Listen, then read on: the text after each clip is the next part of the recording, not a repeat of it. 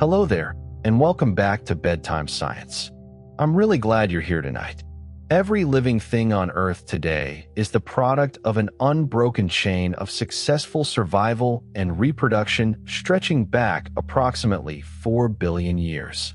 Every bacterium, every fern, every insect, every whale, every person, each is the latest link in a continuous lineage of organisms that managed, generation after generation, to survive long enough to reproduce. There are no dead ends in your ancestry. Every single one of your direct ancestors, without exception, lived long enough to pass the line forward, all the way back toward the earliest self-sustaining replicating systems on the young Earth, whatever exact form those first systems took. That is evolution, not a theory in the casual sense of an educated guess, but a theory in the scientific sense, an explanatory framework supported by evidence from genetics, paleontology, comparative anatomy, developmental biology, ecology, and direct observation. Evidence so extensive and so consistent across so many independent lines of inquiry that it constitutes one of the best supported ideas in the history of science. Tonight we move through the science of evolution, how it works, what the evidence shows, the remarkable stories encoded in the fossil record and in the genomes of living organisms, and the extraordinary variety of life that has emerged from a single ancestral beginning. The story is long, and it is genuinely astonishing.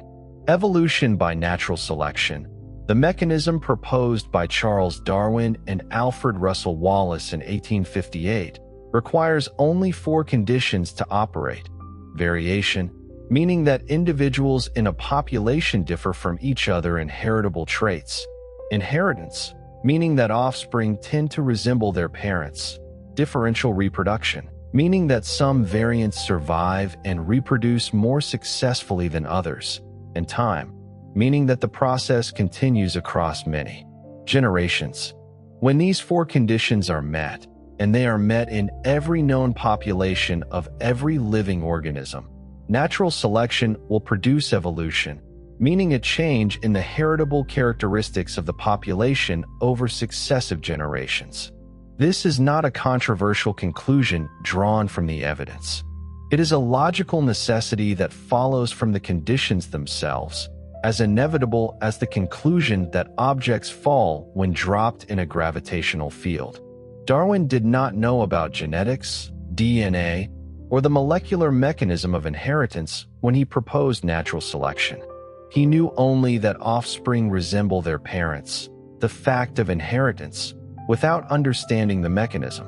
The mechanism was being worked out simultaneously in the monastery garden of Gregor Mendel in what is now the Czech Republic, where Mendel's painstaking experiments with pea plants between 1856 and 1863 established the basic rules of inheritance. Mendel's work was not widely recognized until 1900, 16 years after Darwin's death, when 3 botanists independently rediscovered his results and began to develop the science of genetics. The subsequent integration of Mendelian genetics with Darwinian evolution, achieved primarily in the 1930s and 1940s through the work of Ronald Fisher, Sewell Wright, J.B.S. Haldane, and others, produced the modern evolutionary synthesis, the foundational framework that continues to underpin evolutionary biology today, subsequently extended and enriched by molecular genetics, developmental biology, and ecology. The discovery of DNA structure by James Watson and Francis Crick in 1953, building on the X-ray crystallography work of Rosalind Franklin and Maurice Wilkins, provided the molecular foundation for understanding both inheritance and mutation. DNA, deoxyribonucleic acid, carries genetic information in sequences of 4 chemical bases: adenine, thymine, guanine, and cytosine, arranged along a double helix. Some DNA regions carry instructions that help specify proteins. Others regulate when genes are used, help structure chromosomes, or carry traces of older evolutionary events. When cells divide, DNA is copied by molecular machinery that reads one strand and synthesizes a complementary copy.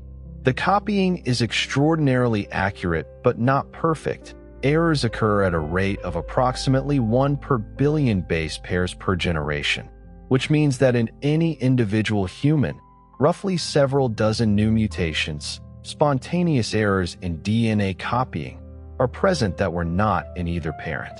Many mutations are neutral, some are harmful, and a small fraction can be beneficial in a particular environment. Even a mutation that is neutral in one setting can matter in another, because fitness is always measured against the conditions of life at that moment. This rare beneficial mutation is what natural selection amplifies into an evolutionary change. The fossil record is one of the most powerful and most extensive lines of evidence for evolution, providing a direct window into the history of life on Earth. Fossils form when organisms or their traces are preserved in sedimentary rock through a process of mineralization in which organic material is gradually replaced by mineral compounds, or through preservation in amber, permafrost, or other exceptional conditions. The conditions for fossilization are specific and relatively rare, which means the fossil record is inevitably incomplete. An enormous proportion of organisms that have lived have left no fossil record. Nevertheless, the fossil record contains millions of described specimens representing hundreds of thousands of species, and it tells a consistent story. Life appeared first as single-celled organisms. Complex multicellular life appeared later. Different groups arose at different times. And the history of life includes both gradual change and episodic dramatic events, including mass extinctions followed by bursts of diversification. No clear fossil sequence has overturned the broad order of the geological record. No rabbit in the Cambrian, as the biologist J.B.S. Haldane is reputed to have said when asked what would disprove evolution. Some of the oldest widely discussed fossil evidence for life is around 3.4 to 3.5 billion years old, including stromatolites and microfossil-like structures in ancient rocks of Western Australia and South Africa. Stromatolites are layered structures built by microbial communities, and they are especially important because living microbial mats still build similar structures in some environments today. Chemical signatures in older rocks, approximately 3.7 to 4.1 billion years old, have been interpreted as possible evidence of biological activity, though this interpretation remains debated. The earliest unambiguous complex multicellular organisms appear in the fossil record approximately 600 to 700 million years ago, in the Ediacaran period, as soft-bodied organisms of uncertain relationship to modern animal groups. The subsequent Cambrian explosion, approximately 541 to 520 million years ago, saw the rapid appearance in the fossil record of most of the major animal body plans, the phyla, that exist today. A diversification so rapid by geological standards that it has been one of the most discussed events in the history of evolutionary biology. The Cambrian explosion represents one of the most extraordinary episodes in the history of life, a period of approximately 20 to 30 million years during which the basic body plans of most modern animal groups appeared in the fossil record. Before the Cambrian, animals were soft-bodied, simple, and few in number. After the Cambrian, the ocean teemed with creatures bearing complex eyes, legs, jaws, shells, and the full range of ecological roles that characterize modern marine ecosystems. The causes of the Cambrian explosion remain actively debated among evolutionary biologists. Proposed contributing factors include increases in atmospheric oxygen to levels sufficient to support the metabolic demands of complex body plans, the evolution of predation, and the resulting evolutionary arms race between predators and prey, the opening of new ecological niches following the end of the Ediacaran biota, genetic and developmental changes that enabled the generation of new body plans, and increases in ocean calcium concentrations that allowed the evolution of mineralized shells and skeletons. Most likely, multiple factors interacted in ways that produced the extraordinary biological radiation of the Cambrian. The extinction of the non-avian dinosaurs approximately 66 million years ago at the end of the Cretaceous period is one of the 5 major mass extinctions in Earth's history and represents the event from which mammals, and eventually humans, benefited most directly. The best supported trigger for the extinction is the impact of an asteroid approximately 10 to 15 kilometers in diameter at the site of what is now the Yucatan Peninsula in Mexico, while the Deccan Traps volcanic eruptions in what is now India may have added environmental stress before, during, or after the crisis. The impact released energy equivalent to billions of nuclear weapons, triggered massive wildfires, injected enormous quantities of sulfur dioxide and dust into the stratosphere, blocking sunlight for months to years, and caused the collapse of photosynthesis-dependent food webs globally. Approximately 3/4 of all species on Earth, including all non-avian dinosaurs, became extinct within a geologically brief period.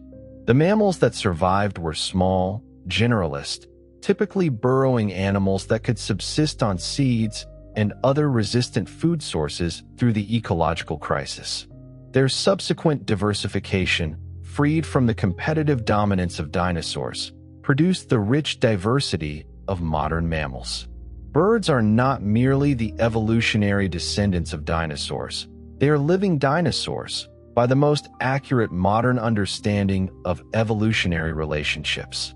In modern cladistic terms, birds are nested inside Dinosauria, specifically within the theropod lineage, the same broad branch that also included animals such as Tyrannosaurus and Velociraptor. The evidence connecting birds to theropod dinosaurs is now overwhelming. The skeleton of Archaeopteryx, the famous Jurassic bird-like dinosaur first found in 1861, combined features of theropod dinosaurs, teeth, a long bony tail, clawed fingers, with features of birds, feathers, and wings. Subsequent discoveries of feathered non-avian dinosaurs in China, including Microraptor, Caudipteryx, and dozens of others, have confirmed that feathers evolved in dinosaurs before the origin of birds, and that flight evolved from among feathered dinosaurs. The transition from ground-dwelling feathered dinosaurs to flying birds has become one of the most thoroughly documented evolutionary transitions in the fossil record. The evolution of the eye has historically been cited as an example of a structure so complex that it could not have evolved gradually by natural selection.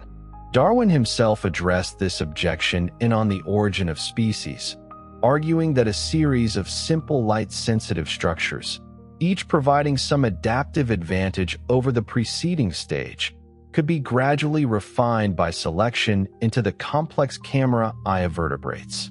Subsequent research has confirmed this picture in extraordinary detail.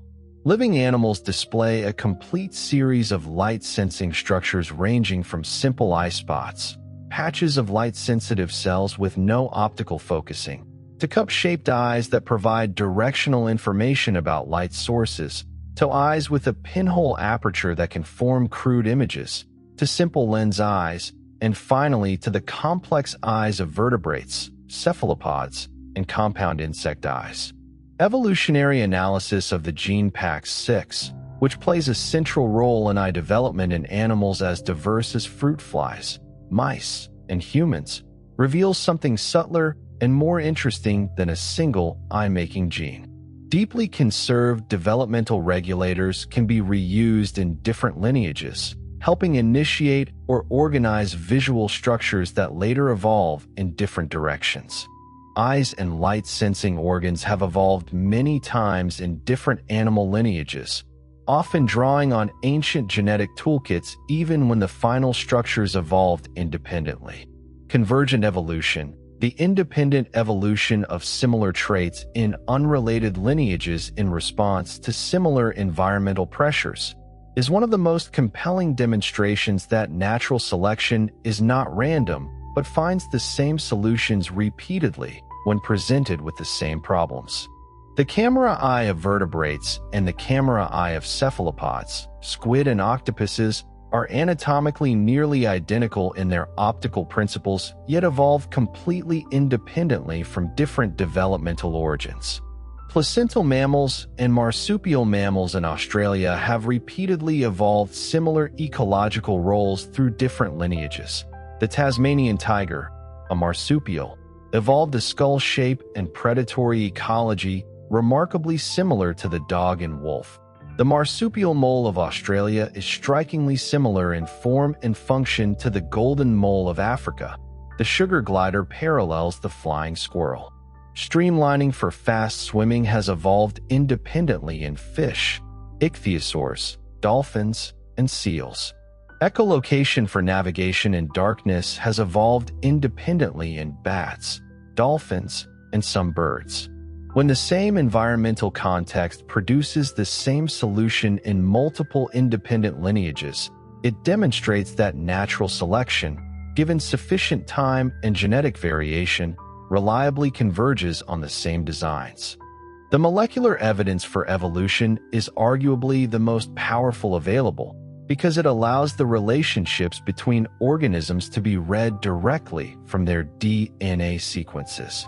Almost all living things share the same core genetic code, the same correspondence between specific 3 base sequences of DNA and specific amino acids, a near-universal feature that makes deep sense if all life descended from a common ancestor that used this particular code. If the major lineages of modern life had originated independently and survived separately to the present, we would not expect them to share the same basic molecular language so closely. The near-universality of the genetic code, with a few known variants such as some mitochondrial codes, is strong evidence for universal common ancestry. Similarly, the molecular phylogenies constructed by comparing the sequences of homologous genes in different organisms produce evolutionary trees that are highly consistent with each other and with the fossil record, providing independent confirmation from an entirely different type of evidence. Horizontal gene transfer, the movement of genetic material between organisms other than through parent to offspring inheritance, complicates the simple tree model of evolution, but also provides some of the most striking evidence for evolutionary connections between organisms. In bacteria and archaea, horizontal gene transfer is extremely common, with genes routinely moved between completely unrelated lineages through mechanisms including bacterial conjugation, transformation, and transduction. In eukaryotes, horizontal gene transfer was long thought to be rare, but genomic analysis has revealed numerous examples, particularly of genes transferred from bacteria or viruses into animal genomes.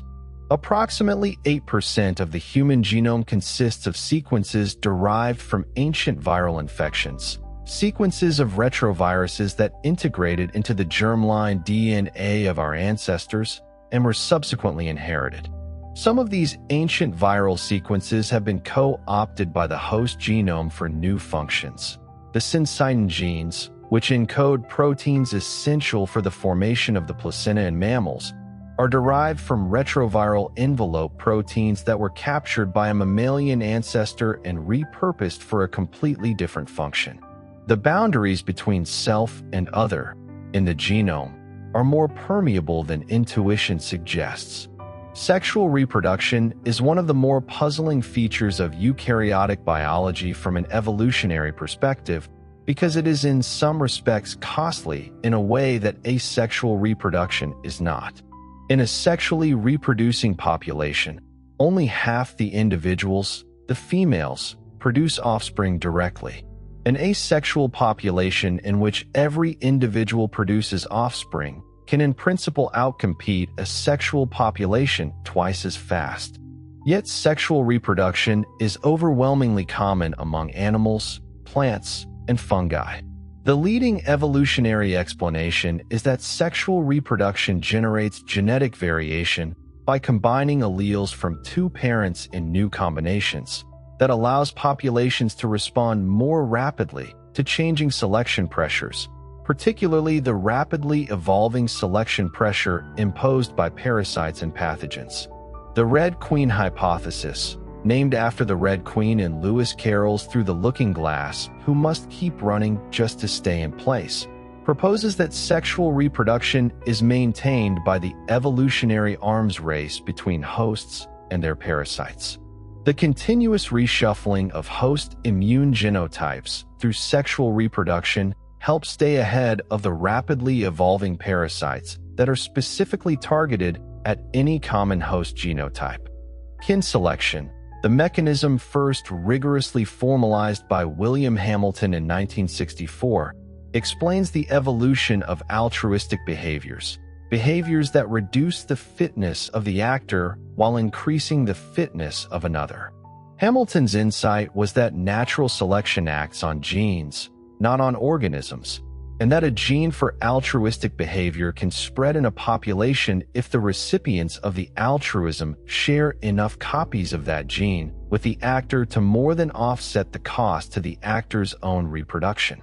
This is expressed in Hamilton's rule. The altruistic behavior evolves when the cost to the actor, measured in reduced reproductive success, is less than the benefit to the recipient multiplied by the probability that the recipient shares the relevant gene with the actor, which for close relatives is proportional to their degree of genetic relationship. This framework explains the evolution of the extraordinary self-sacrifice seen in social insects. In haplodiploid insects such as many bees, ants, and wasps, relatedness patterns can make helping close relatives a powerful evolutionary route, though eusociality is complex and cannot be explained by relatedness alone.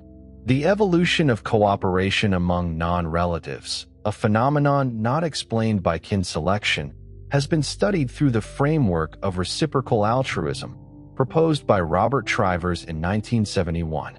Reciprocal altruism can evolve when individuals interact repeatedly, can recognize each other, and can condition their cooperative behavior on the cooperative behavior of their partners in previous interactions. The computer tournaments organized by Robert Axelrod in the early 1980s, in which computer programs competed in repeated prisoner's dilemma games, famously found that a very simple strategy, cooperate on the first move, then do whatever the other player did on the previous move, consistently outperformed more complex strategies. This strategy, named tit for tat, is straightforwardly defectible by more sophisticated exploitative strategies in theory, but in practice the combination of immediate retaliation against defectors and immediate forgiveness of repentant defectors proved robustly effective across a wide range of ecological conditions. The tournament result suggested that cooperation could evolve among self-interested agents through straightforward reciprocal strategies, without requiring relatedness or altruistic motivation. The Galapagos finches, studied by Charles Darwin during the voyage of the Beagle in 1835 and subsequently elaborated by the ornithologist David Lack in the 1940s, are one of the classic examples of adaptive radiation, the diversification of a single ancestral population into multiple species adapted to different ecological niches. The 14 species of Darwin's finches on the Galapagos Islands are all descended from a single ancestral finch population that colonized the islands from the South American mainland approximately 2 to 3 million years ago. In the absence of competition from other bird species, which had already filled corresponding niches on the mainland, the finch population diversified to exploit a wide range of food sources, evolving different bill shapes and sizes to harvest different food types, seeds of different sizes and hardnesses, insects from different microhabitats, nectar, and in the case of the remarkable vampire ground finch, even blood from the wounds of seabirds. The diversification of the finches has been studied in extraordinary detail by Peter and Rosemary Grant, who spent more than 40 years making continuous measurements of beak size, shape, and feeding behavior in finch populations on Daphne Major Island, documenting in real time the process of natural selection operating on variation in beak morphology in response to variation in the availability of different seed types. The Grants' work on Darwin's finches demonstrated natural selection operating over observable human timescales, addressing one of the most common misconceptions about evolution, that it is too slow to observe directly. In fact, evolution can occur extremely rapidly when selection pressures are strong, and dozens of examples of observable evolution over decades to centuries have been documented. Industrial melanism in the peppered moth, the rapid increase in frequency of dark-colored moths in industrial areas of England where soot darkened tree bark, making dark moths less visible to predators than pale moths, occurred within decades of industrialization and reversed when clean air legislation reduced soot pollution. The evolution of antibiotic resistance in bacteria can occur so rapidly that clinically resistant strains may rise within years of a drug's widespread use. The evolution of insecticide resistance in insect pest populations occurs within decades of the introduction of new insecticides. Evolution is not a slow, imperceptible process operating only over geological timescales. It operates on whatever timescale the generation time of the organism and the strength of selection allow. The evolution of antibiotic resistance in bacteria is not only one of the fastest observed examples of evolution, but one of the most consequential. When antibiotics were first deployed clinically in the 1940s, many bacterial pathogens were suddenly exposed to strong, widespread drug pressure. Antibiotic-like compounds and resistance genes had existed in nature long before modern medicine, because microbes have been competing chemically for vast spans of time. But clinical use created a powerful new selection environment. Within years of widespread antibiotic use, resistant strains began appearing, selected from the small fraction of bacteria in any population that happened to carry mutations conferring resistance. As antibiotic use continued, resistant strains became more common, and in some cases multi-drug resistant strains emerged that are resistant to essentially all available antibiotics. The World Health Organization has identified antimicrobial resistance as one of the greatest global health threats of the 21st century, with current estimates suggesting that drug-resistant infections already kill approximately 1.27 million people per year globally, with projections of much higher mortality if resistance continues to spread unchecked. The evolution of antibiotic resistance is natural selection in action, with immediate and serious consequences for human health, a demonstration that evolutionary biology is not merely an academic subject, but one with direct practical importance. Developmental biology has transformed evolutionary biology in the past 3 decades by revealing how the same genes produce different body forms in different organisms through changes in when, where, and how much they are expressed rather than through changes in the genes themselves. The Hox genes, a family of transcription factors that specify the identity of body regions along the head-to-tail axis of animals, are a striking example. Hox genes are found in essentially all animals, are arranged in the same order on the chromosome in flies, mice, and humans, and control the same basic function, specifying regional identity along the body axis in all these organisms. The dramatic differences in body form between a fly and a mouse arise not from the Hox genes themselves, but from differences in how, when, and where those genes are expressed, which cells turn them on, at what level, and in response to what upstream signals. The evolution of new body forms may often involve changes in gene regulatory networks rather than changes in protein-coding genes, and this insight has opened the field of evo-devo, evolutionary developmental biology, which investigates how developmental mechanisms have evolved to produce the diversity of life. The concept of adaptation, the co-option of a trait evolved for one function into a new function, is one of the more illuminating ideas in evolutionary biology for understanding how complex structures evolve. Natural selection cannot anticipate future needs. It can only act on the current function of a trait.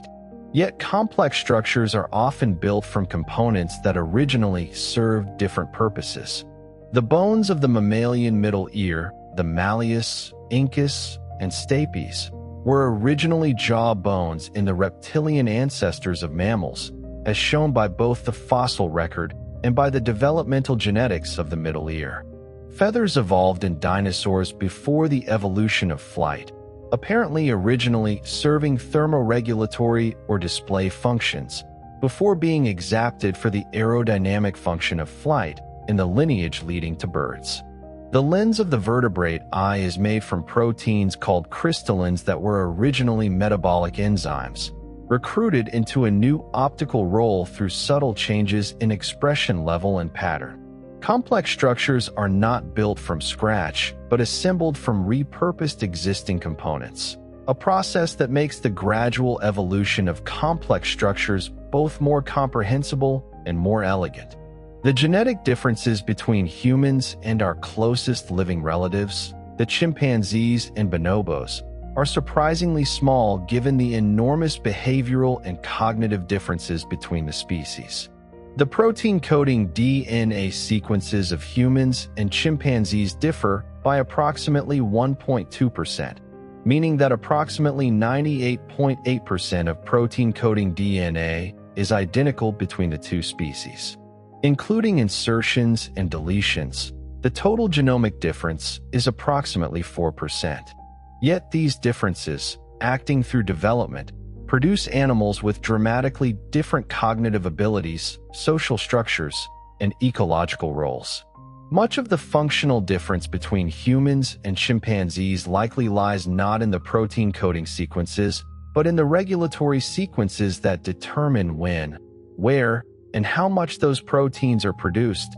Changes in the timing and pattern of gene expression during development that produce different final structures from the same genetic toolkit.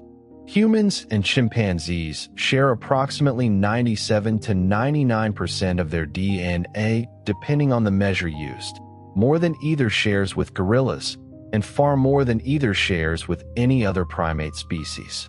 The human lineage diverged from the lineage leading to chimpanzees approximately 5 to 7 million years ago, based on molecular clock estimates calibrated against the fossil record.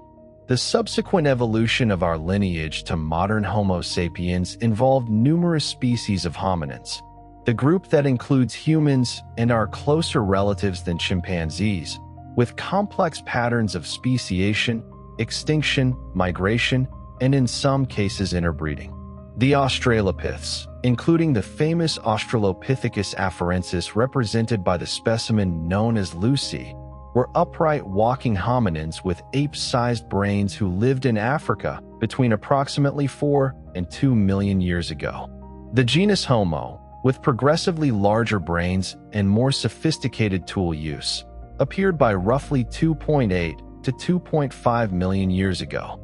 Homo erectus, or closely related early Homo forms, were among the first hominins known to expand far beyond Africa, spreading across Eurasia beginning around 1.8 million years ago and persisting until roughly 110,000 years ago in some regions, overlapping in time with multiple other hominin species. Modern humans, Homo sapiens, evolved in Africa approximately 300,000 years ago and began dispersing out of Africa approximately 60,000 to 70,000 years ago. The discovery through ancient DNA analysis that modern humans interbred with Neanderthals and Denisovans, other hominin species that they encountered as they dispersed out of Africa, has been one of the most transformative findings in the study of human evolution in the past 2 decades. Neanderthals, who evolved in Europe and Western Asia, had existed as a distinct lineage for approximately 300,000 to 400,000 years before Homo sapiens arrived.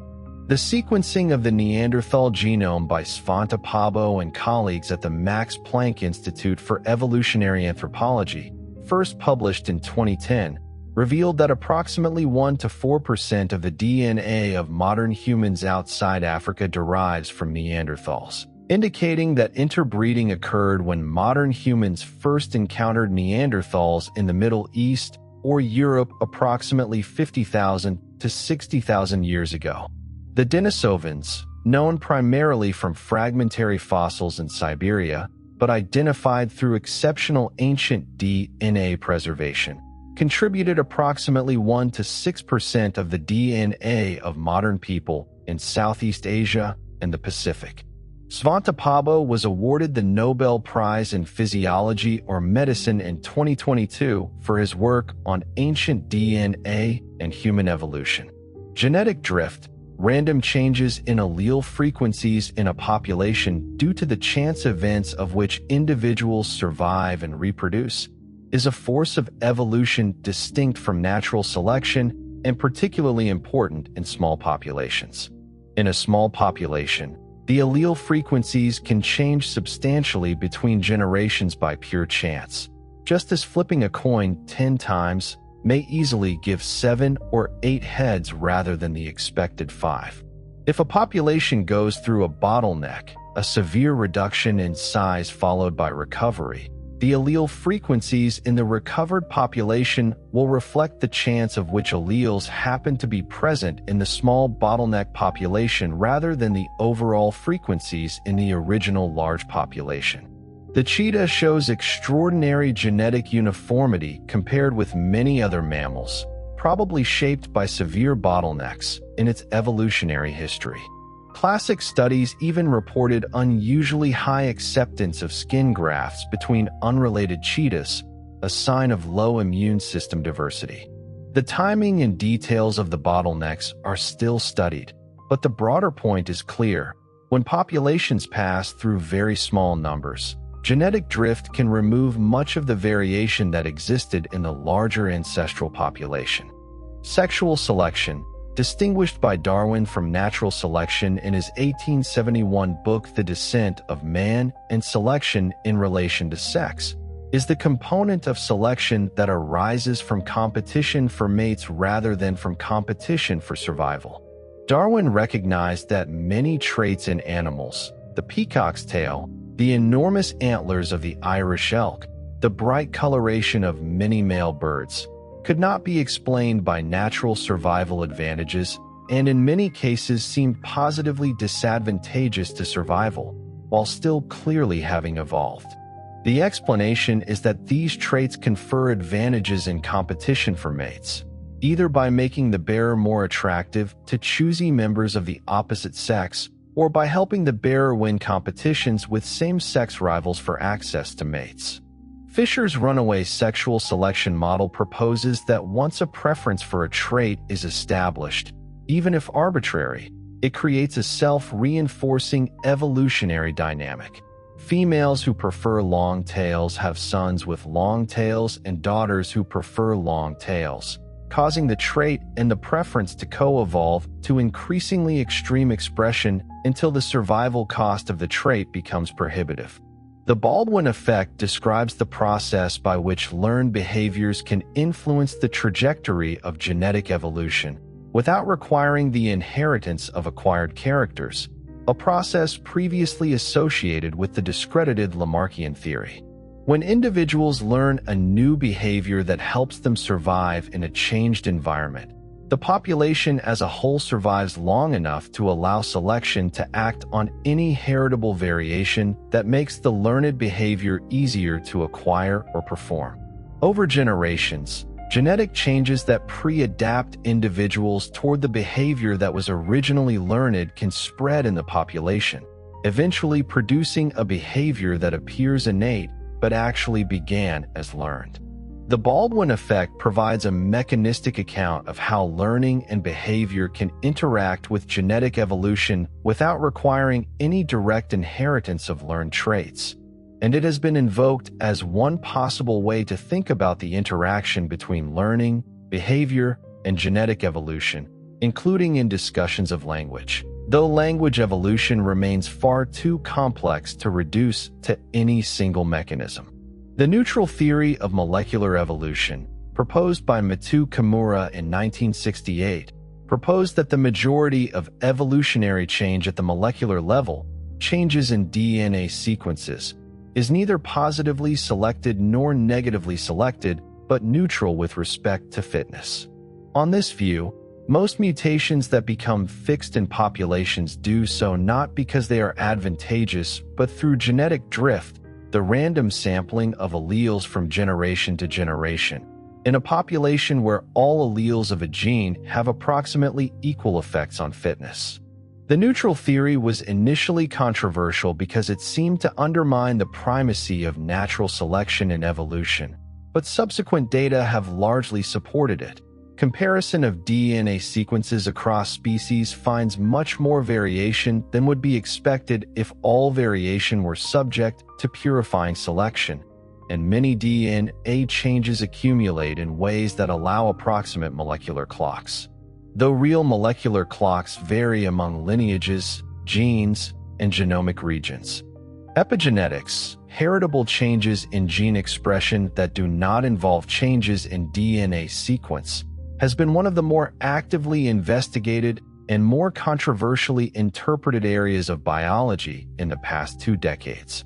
Epigenetic modifications, including DNA methylation and histone modifications, can alter the expression of genes without changing their sequence, and some of these modifications can be transmitted from parent to offspring. The existence of epigenetic inheritance raises questions about whether experiences and environmental exposures in one generation can affect the biology of subsequent generations through non-genetic inheritance, adding nuance to the gene-centered picture without replacing the central importance of genetic inheritance, mutation, recombination, selection, drift, and gene flow. The evidence for transgenerational epigenetic inheritance in mammals is real, but has been interpreted cautiously.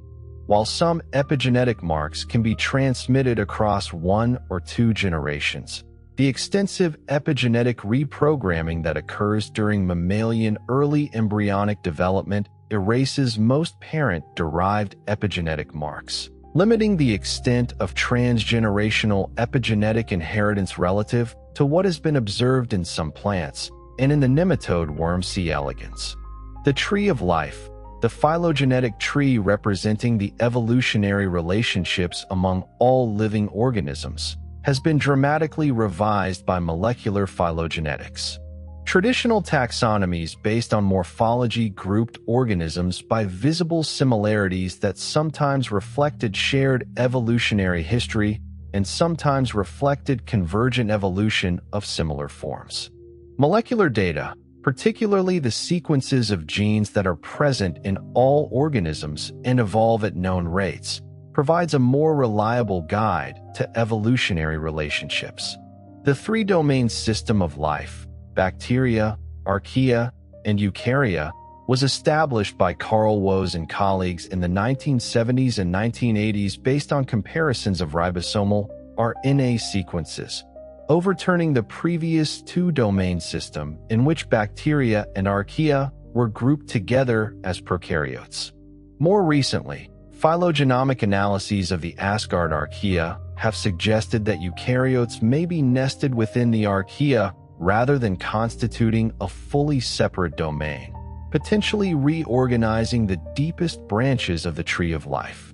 The origin of the eukaryotic cell, the cell type with a nucleus and membrane-bound organelles that makes up all animals, plants, fungi, and protists, was itself an evolutionary event of extraordinary consequence, one that involved not gradual change, but a dramatic symbiotic merger.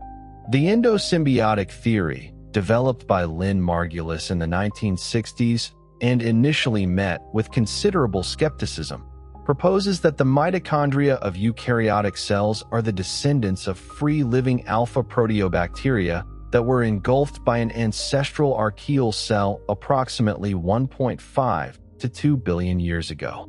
The evidence is overwhelming.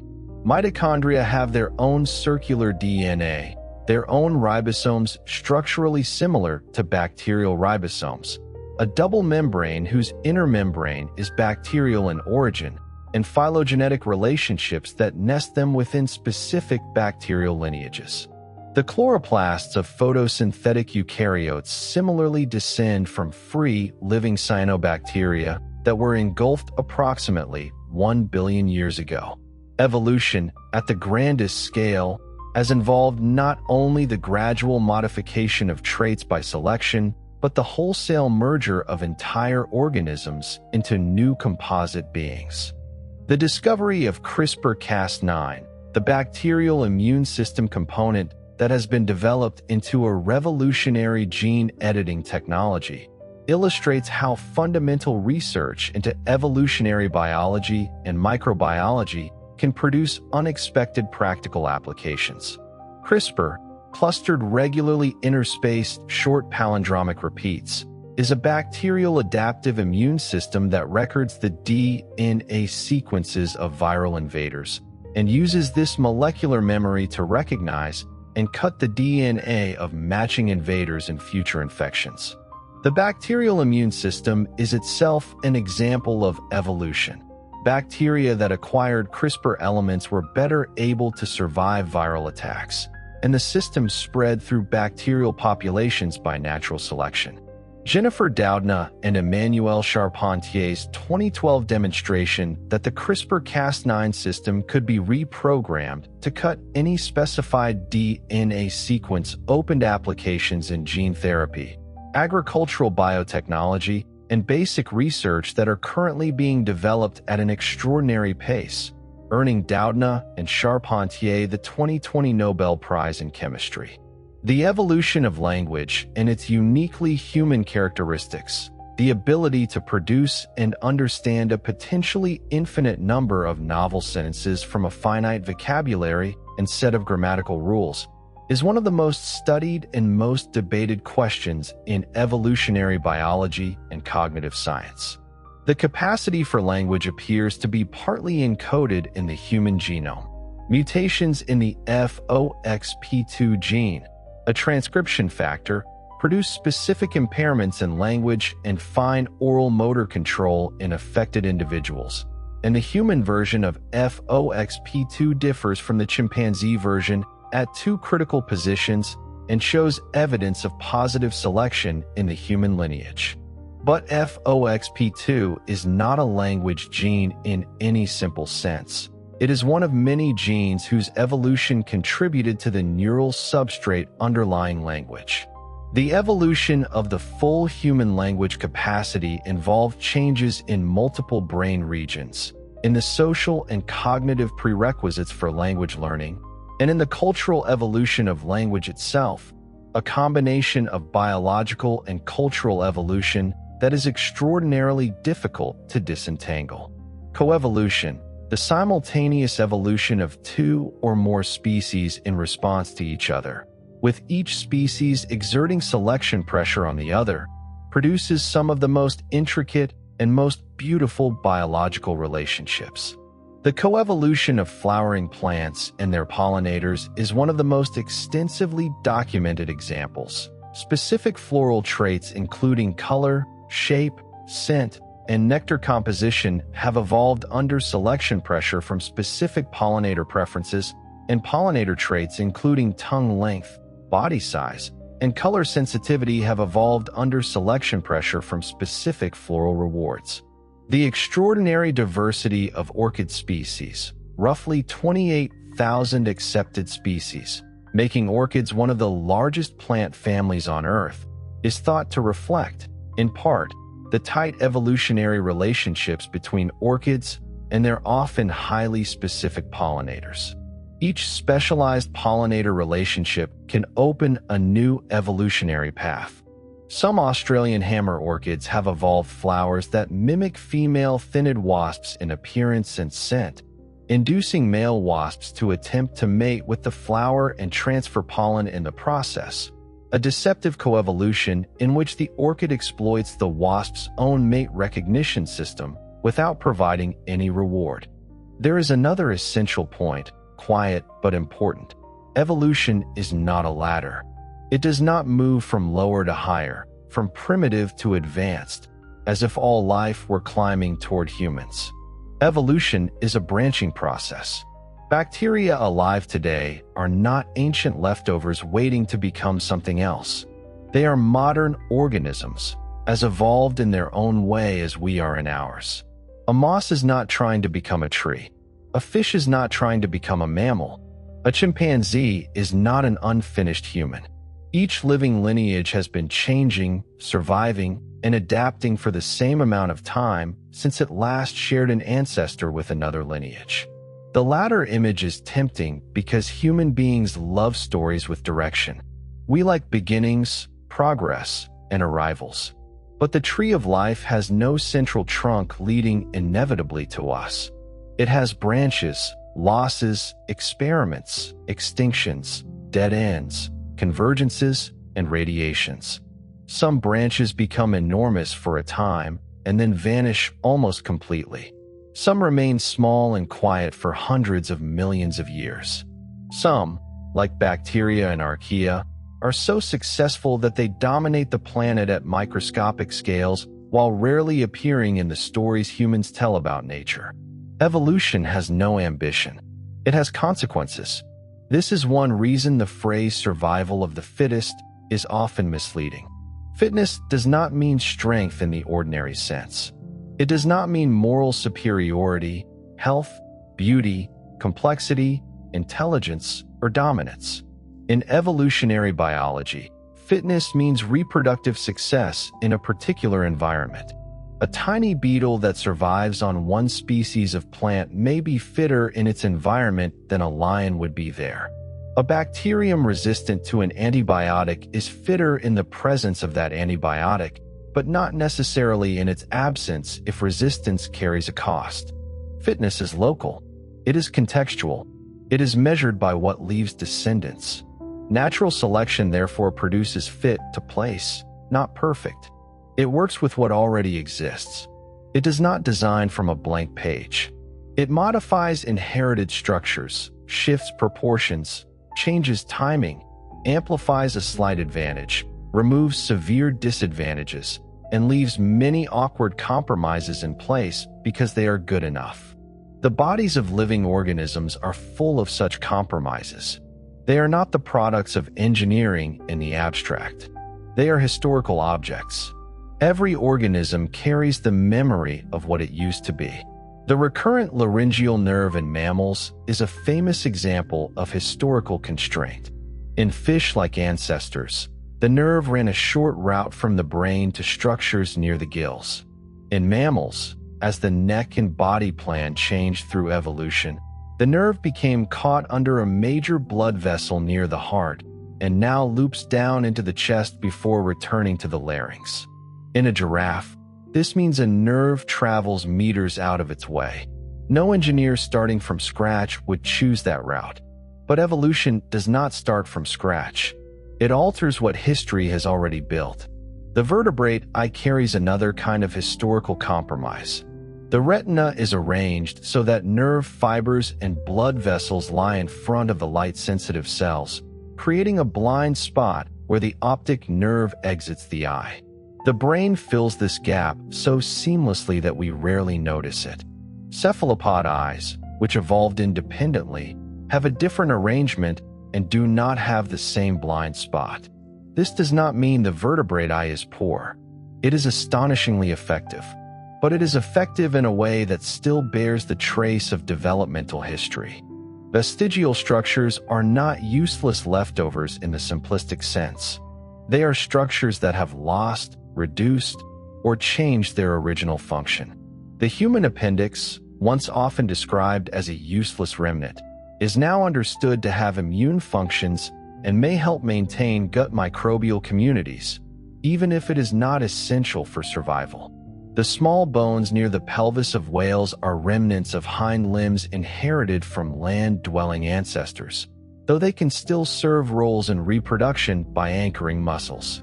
Vestigial does not mean worthless. It means history is still visible in the body.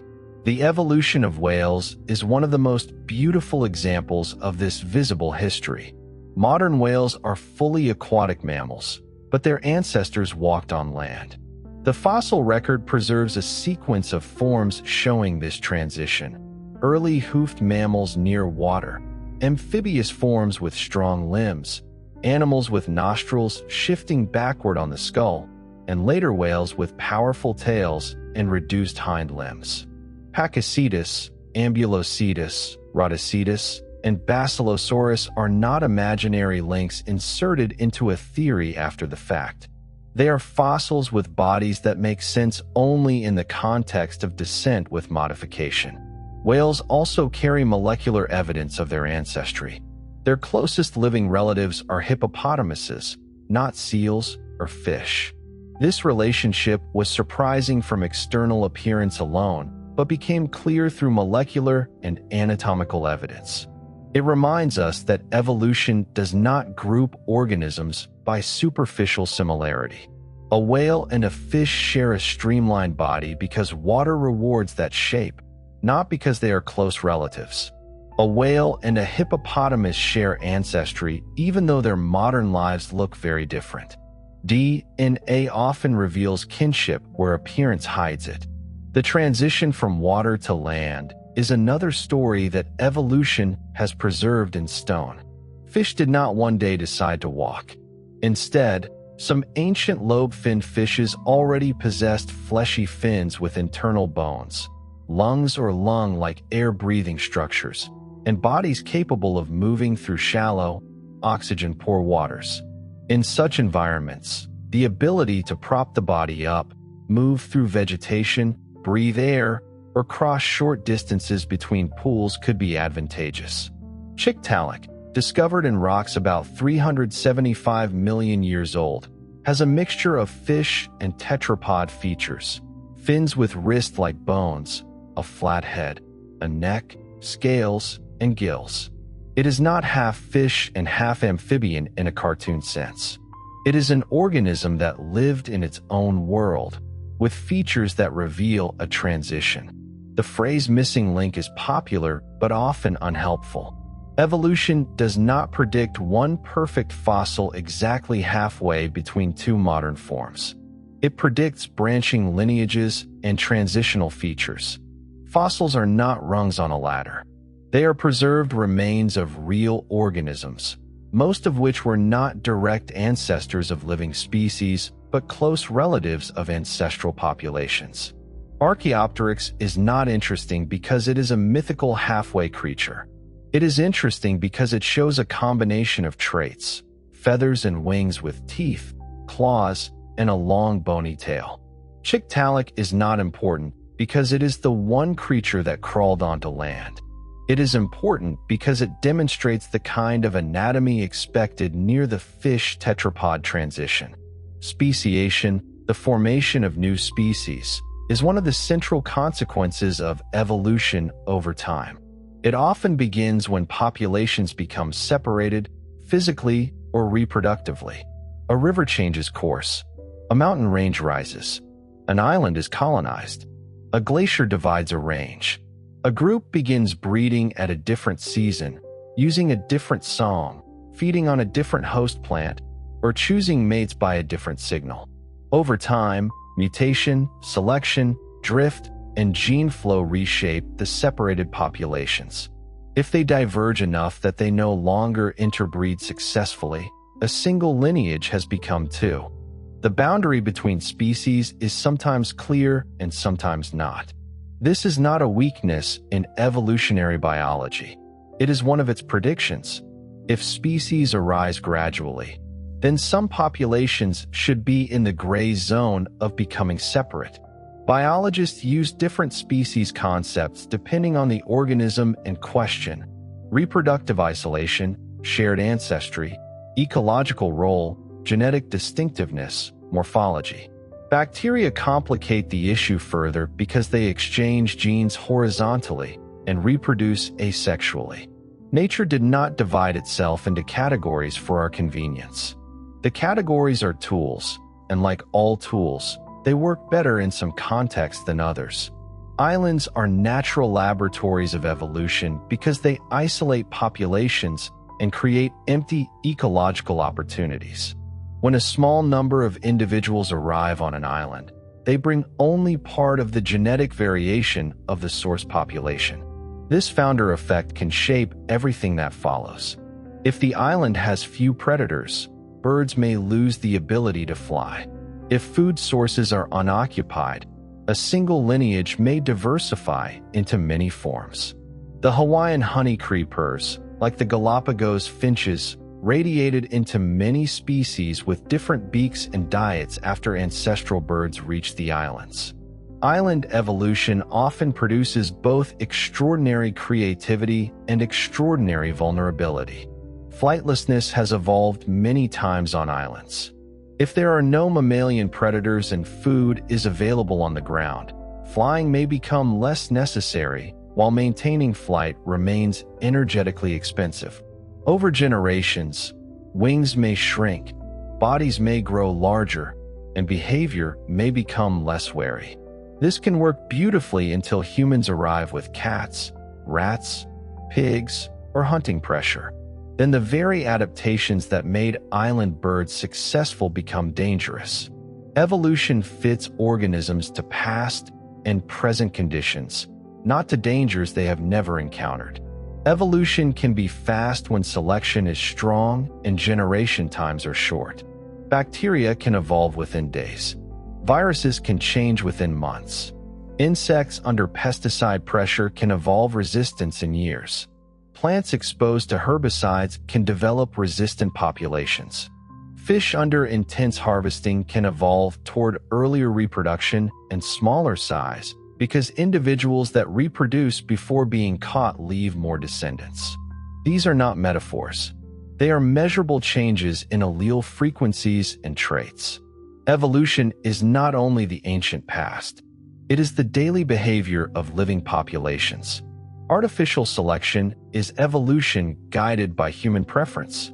Dogs, cabbages, pigeons, cattle, corn, and wheat reveal how much variation can be produced by selecting certain traits over many generations. All domestic dogs, from tiny lap dogs to mastiffs, descend from wolf-like ancestors. Yet human selection has reshaped size, skull form, coat, behavior, and physiology dramatically in a short evolutionary time.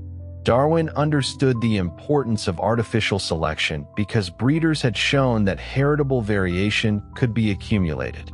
If humans could reshape pigeons in a few generations, nature could reshape life over millions of years. Domesticated plants tell the same story. Wild teosinte, the ancestor of maize, bears little resemblance to modern corn.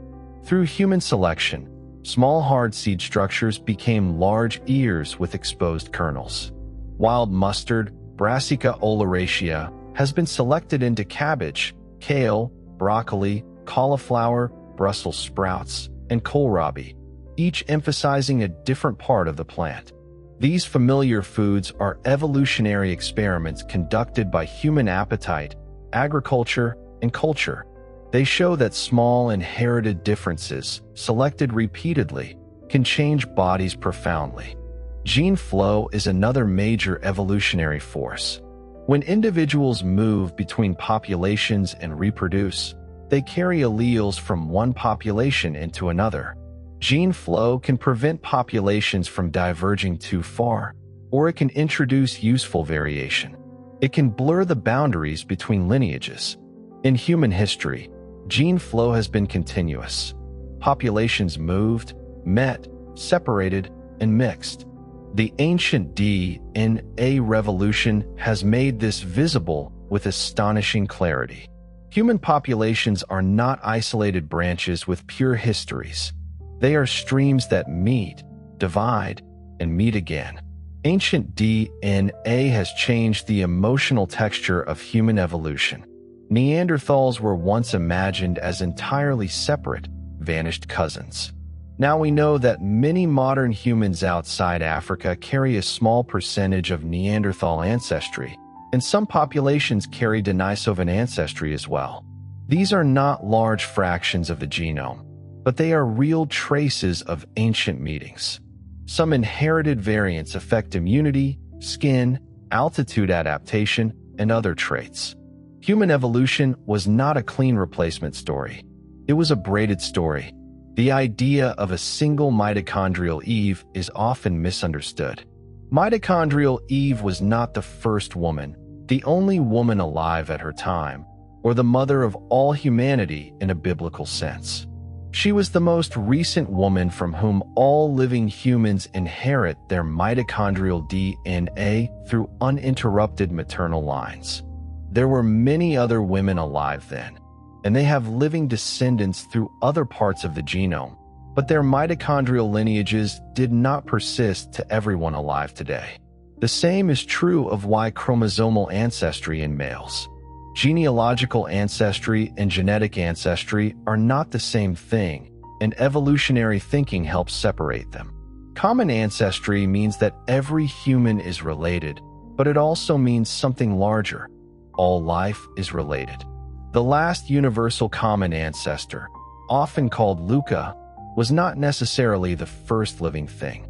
It was the ancestral population from which all known modern life descends. Other early life forms may have existed and left no living descendants. Luca probably lived in a microbial world already shaped by evolution, with genetic coding, metabolism, membranes, and replication already in place.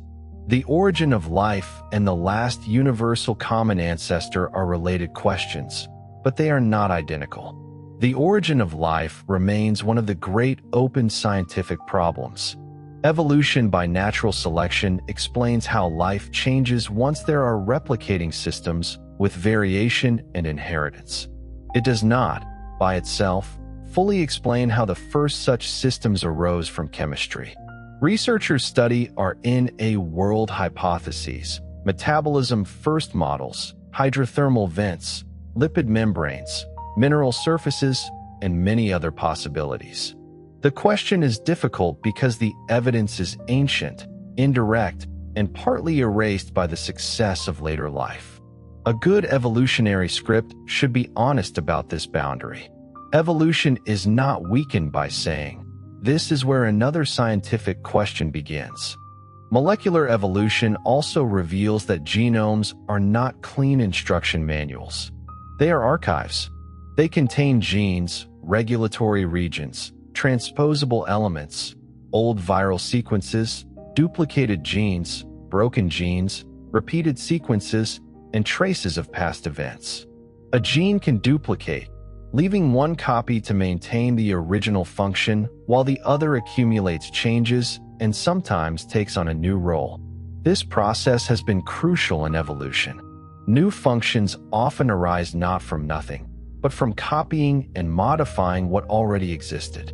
Gene duplication helps explain why organisms can become more complex without requiring every innovation to appear fully formed. The globin genes, involved in oxygen binding and transport, exist in families because ancestral genes duplicated and diverged. Different globins are expressed at different life stages and in different tissues. Olfactory receptor genes expanded in some lineages and contracted in others depending on the importance of smell. Color vision genes in primates involve duplications and changes in light-sensitive opsins, helping some lineages distinguish ripe fruit and young leaves against green backgrounds. Evolution often creates novelty by making spare parts and then changing them. Transposable elements, sometimes called jumping genes, are another source of genomic change. These DNA sequences can copy or move themselves to new locations in the genome. They can disrupt genes, alter regulation, create new regulatory elements, and expand genome size. For a long time, much repetitive DNA was casually called junk, but modern genomics has shown a more complicated picture. Some sequences may have little function. Others have been co-opted into regulatory roles. The genome is not neatly designed, and not every piece is useful, but neither is it merely a drawer of trash. It is an evolving ecosystem of sequences. Evolutionary arms races are among the most dynamic processes in life. Predator and prey, host and parasite, plant and herbivore, immune system and virus. Each side changes the environment of the other. A plant evolves toxins, an insect evolves detoxification, the plant alters its chemistry, the insect changes again. A host evolves a receptor that blocks infection, a virus evolves a new way in. These reciprocal pressures can produce rapid and elaborate adaptation. They can also produce beauty, bright warning colors, mimicry, poisons, immune diversity, camouflage, and deception. Mimicry shows natural selection acting through perception. The viceroy butterfly resembles the monarch. Harmless flies resemble stinging wasps. Some orchids mimic female insects to attract males. Some caterpillars resemble bird droppings or snakes. The organism is shaped not only by the physical world, but by the eyes and nervous systems of other organisms. If a predator avoids a pattern, that pattern can become valuable. If a pollinator is fooled by a scent, that scent can spread. Evolution happens in a world where living things are constantly reading and misreading one another. Camouflage is another kind of evolutionary conversation. A leaf insect resembles a leaf not because it intends to deceive, but because ancestors that were slightly harder to see were less likely to be eaten. Over generations, selection sharpened the resemblance. But predators also evolved better detection. The result is a quiet contest between seeing and being unseen. Snow hares that turn white in winter are adapted to snowy backgrounds. But climate change can create mismatch when snow seasons shorten. An adaptation shaped by one pattern of environment can become less effective when the pattern changes. Sexual selection can produce extravagance that survival alone would not explain. The peacock's tail, birdsong, courtship dances, antlers, colors, and displays are all shaped by the problem of reproduction. Sometimes these traits signal health or genetic quality. Sometimes they result from preferences that become self-reinforcing. Sometimes they help in combat with rivals. Sexual selection reminds us that reproduction is not only about surviving. It is also about being chosen, winning access, persuading, signaling, and competing in ways that can become astonishingly elaborate.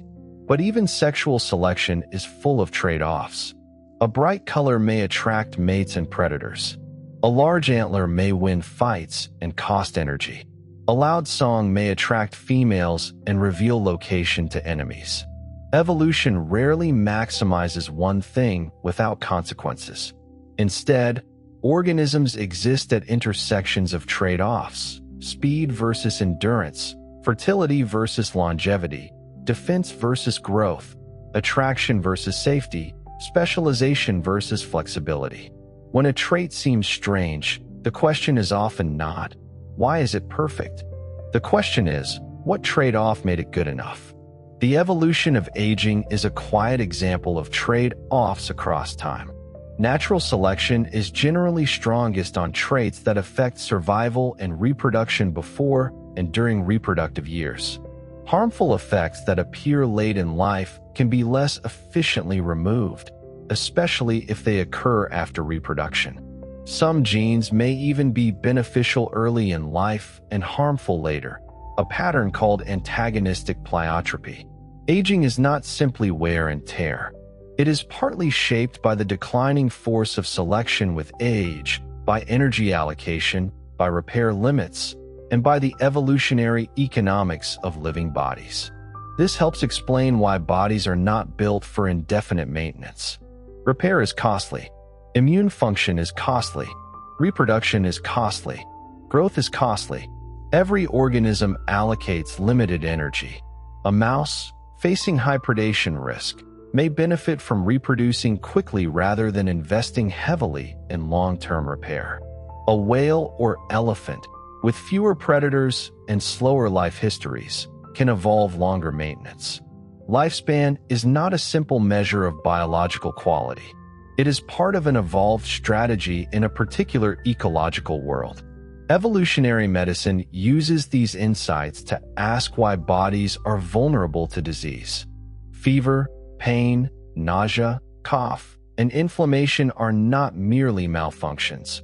Many are defensive responses that can become harmful when excessive. The human craving for sugar and fat made sense in environments where calories were scarce, but in modern environments of abundance, it can contribute to disease.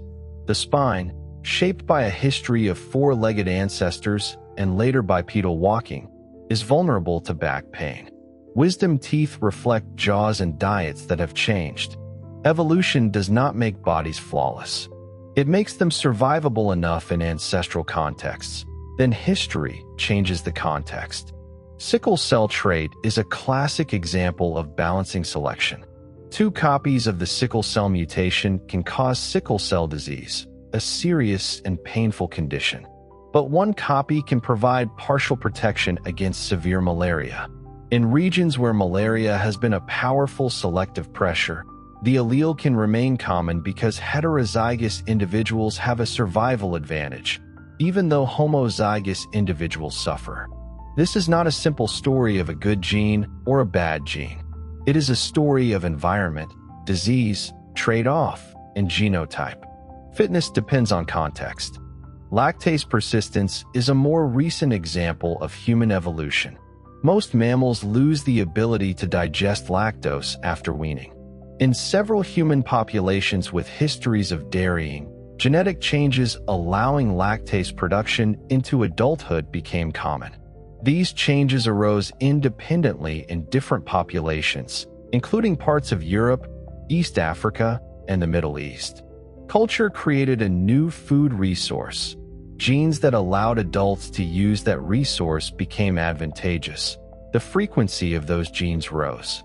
This is gene-culture coevolution, and it shows that human culture does not stop biological evolution. It can become part of the selective environment. High-altitude adaptation provides another example of recent human evolution. Populations living for many generations on the Tibetan Plateau, in the Andes, and in the Ethiopian highlands show different biological responses to low oxygen. Tibetans, for example, have genetic variants affecting oxygen regulation, including variants associated with EPAS1, with evidence suggesting Denisovan-related ancestry contributed to this adaptation. Indian populations often show different physiological patterns. Similar environmental pressure did not produce exactly the same solution everywhere. Evolution is constrained by available variation, history, and population context. Skin pigmentation is also an evolutionary story shaped by sunlight, vitamin D, folate protection, migration, and culture. Darker pigmentation protects against ultraviolet radiation in high UV environments, helping protect folate and skin tissue. Lighter pigmentation can allow more efficient vitamin D synthesis in low UV environments. But the story is not a simple color map, because diet, clothing, migration, sexual selection, and genetic history all matter. Human variation is real, but it is clinal, overlapping, and recent. Evolutionary biology undermines simplistic racial categories rather than supporting them. This is an important point because evolution has sometimes been misused. Social Darwinism, eugenics, and racist ideologies borrowed evolutionary language while distorting the science and ignoring ethics. Evolution explains how traits change in populations over time. It does not tell us who deserves dignity, rights, care, or power. Natural does not mean good. Common does not mean moral. Successful reproduction does not mean moral worth. A scientifically honest account of evolution must separate description from prescription. The natural world is not a moral instruction manual. Evolutionary biology, properly understood, often makes human superiority stories smaller, not larger. It shows that humans are animals, primates, mammals, vertebrates, eukaryotes, and relatives of every living thing. It shows that our bodies are made of ancient parts. Our hands are modified fins in a deep historical sense. Our jaws, ears, lungs, blood, immune systems, and genes all carry histories older than our species. This does not reduce human life. It deepens it. We are not separate from nature looking down upon it. We are nature becoming aware of its own history. The evolution of the brain illustrates both continuity and novelty. Human brains are large for our body size, but they did not appear suddenly. They evolved from primate brains through changes in size, development, connectivity, social cognition, tool use, language, and culture. Larger brains are costly. They require enormous energy, long childhoods, and extensive care. Human infants are born helpless partly because big brains and bipedal pelvises create a difficult birth compromise. Our intelligence is not a simple upgrade. It is an expensive, vulnerable, socially supported adaptation. Culture itself evolves, though not in exactly the same way genes do. Ideas, technologies, habits, languages, and institutions change through transmission, variation, selection, drift, and innovation. A useful tool spreads. A song changes as it is copied. A word shifts meaning. A farming practice transforms diet and selection. Cultural evolution can move faster than genetic evolution, and in humans it has become a major force shaping environments. Fire, cooking, clothing, agriculture, cities, medicine, and digital life all alter the conditions under which human bodies live. Cooking may have played a major role in human evolution because it makes food easier to digest and increases energy availability. A cooked diet can support a large brain and reduce the time required for chewing and digestion. Fire also changes social life, offering warmth, protection, nighttime gathering, and perhaps storytelling. Whether every detail of this hypothesis is settled or not, the broader point is clear. Human evolution involved bodies, tools, social groups, food, and culture interacting. We did not evolve as isolated brains. We evolved as organisms embedded in social and ecological systems. Language is perhaps the most powerful example of gene-culture interaction. Human biology gives us capacities for vocal control, symbolic thought, social learning, memory, and grammar-like structure. Culture supplies the specific languages: English, Ukrainian, Spanish, Mandarin, Arabic, Yoruba, Quechua, and thousands more. No baby is born speaking a language, but nearly every baby is born ready to acquire one in a human environment. Language evolves culturally as speakers change it, and the capacity for language evolved biologically through a long and complex history that no single gene explains. Evolution also helps explain why life is both robust and fragile. Redundancy, variation, and diversity make populations resilient. A genetically diverse population is more likely to contain individuals that survive a new disease, climate shift, or food change. A low-diversity population may be vulnerable even if it looks healthy in the present. Conservation biology, therefore, depends on evolutionary thinking. Protecting a species is not only about preserving the number of individuals today. It is about preserving the genetic and ecological capacity to adapt tomorrow. Mass extinctions reveal the fragility of even successful lineages. The end Permian extinction, about 252 million years ago, was the most severe known mass extinction, eliminating a large majority of marine species and many terrestrial species. It was linked to massive volcanic activity, climate warming, ocean acidification, anoxia, and cascading ecological collapse. The end Cretaceous asteroid impact is more famous because it ended the age of non-avian dinosaurs, but it was not the only global crisis. The history of life is not smooth progress. It is survival through repeated catastrophe. After mass extinctions, evolution often radiates into emptied ecological space. Mammals diversified after non-avian dinosaurs disappeared. Marine ecosystems reorganized after earlier extinctions. Plants and insects repeatedly changed one another's futures. Extinction removes lineages forever, but it also changes the opportunities available to those that remain. This is not comforting in a simple way. It is enormous. It means the living world is shaped both by adaptation and by accident, both by fitness and by catastrophe, both by what organisms can do and by what the planet does to them. Contingency is one of the deepest ideas in evolution.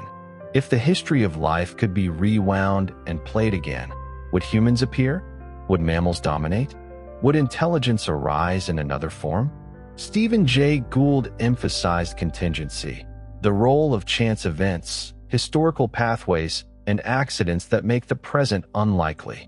Others emphasize convergence, the tendency of similar solutions to evolve repeatedly under similar pressures. Both insights seem true. Life is constrained by physics and chemistry, but history still matters. Evolution is neither pure randomness nor predetermined progress. It is a conversation between chance and necessity. The phrase random mutation sometimes creates confusion. Mutation is random with respect to the needs of the organism. It does not appear because the organism requires it. But natural selection is not random. Selection filters variation according to survival and reproduction in a given environment. A mutation may arise by chance, but if it improves reproduction, it can spread non-randomly. Evolution is therefore a mixture of random sources of variation and non-random sorting processes. This distinction is essential because it prevents the mistake of saying evolution is just chance. It is not. Genetic drift, however, is chance, and it matters. In small populations, alleles can become common or disappear for no adaptive reason. A storm kills some individuals and not others. A few founders colonize an island. A disease passes through. The next generation inherits the genes of the survivors, not necessarily the best adapted individuals. Drift is especially powerful in small populations, but it operates everywhere. Evolution includes both selection and luck. Life is shaped by what works and by what happened. Gene flow, drift, selection, mutation, and recombination act together. It is tempting to explain every trait as an adaptation, but not every trait is one. Some are byproducts. Some are neutral. Some are constrained by development. Some are consequences of genetic linkage, where a gene spreads because it is near another gene under selection. Some reflect history more than usefulness. A mature evolutionary view asks not only what is this for, but also, is it for anything? What evidence would show that? Could it be a byproduct, a constraint, or a historical remnant? This caution is important because humans are natural storytellers. We love adaptive explanations. Why do people like music? Why do we dream? Why do we blush? Why do peacocks have tails? Sometimes evolutionary explanations are powerful. Sometimes they are speculative stories. The best evolutionary science tests hypotheses, comparing species, measuring fitness, examining genetics, building models, studying fossils, observing populations, and asking whether predictions hold. A beautiful story is not enough. Evolutionary explanations need evidence. The fossil record, for all its gaps, has become richer in exactly the places Darwin hoped future scientists would explore. Transitional whales, feathered dinosaurs, early tetrapods, ancient hominins, horse relatives, synapsids leading toward mammals, and early birds all show patterns of change that make sense under common descent. Some transitions remain poorly sampled because fossilization is rare and geology is uneven. But the pattern is not random. Fossils appear in temporal order. Fish before amphibians. amphibians before reptiles, non-avian dinosaurs before birds, early hominins before Homo sapiens. The order is one of the quiet strengths of the evidence. Comparative anatomy provides another line of evidence. The forelimb of a human, bat, whale, horse, and mole contains the same underlying bone pattern: humerus, radius, ulna, wrist bones, digits. The shapes and proportions differ because the limbs serve different functions: grasping, flying, swimming, running, digging, but the shared pattern reveals common ancestry. If each limb had been independently designed for its current function alone, there would be no reason for such a consistent underlying plan. Evolution predicts both similarity and difference: similarity from inheritance, difference from modification. Embryology reveals this pattern in development. Vertebrate embryos share early features, including structures related to gill arches in fish that become jaws, ears, throat structures, and other features in mammals. Human embryos do not pass through adult fish or reptile stages. The old phrase that ontogeny recapitulates phylogeny is too simple and often wrong. But development does preserve deep relationships. The same embryonic tissues can be modified into different adult structures. Evolution works not only on final forms, but on developmental processes, changing timing, growth rates, and patterns of gene expression. Heterochrony, changes in developmental timing, can produce major evolutionary differences. If growth in one body part continues longer, stops earlier, starts later, or speeds up, adult anatomy can change dramatically. The human skull, for example, retains some juvenile ape-like proportions into adulthood, including a relatively flat face and large brain case. Salamanders that become sexually mature while retaining larval traits show how shifts in timing can reshape life cycles. Evolution is not only the addition of new parts. Sometimes it is a change in the clock. Developmental constraints help explain why not every imaginable form exists. Natural selection cannot produce anything physically possible unless development can get there through viable intermediate stages. Bodies are built through growth processes, not assembled like machines. A change that improves one structure may disrupt another. Genes often affect multiple traits. Development creates channels of possibility and resistance. This is why evolution can be inventive and limited at the same time. It explores, but it explores from wherever it already stands. The evolution of flowers and insects is one of the great examples of mutual shaping. Flowering plants diversified spectacularly during the Cretaceous, and their relationships with pollinators helped drive the evolution of color, scent, nectar, shape, and timing.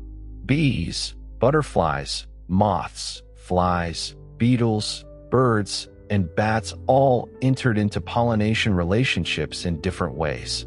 Some flowers offer real rewards, others deceive. Some bloom at night and smell strongest after dark because their pollinators are nocturnal.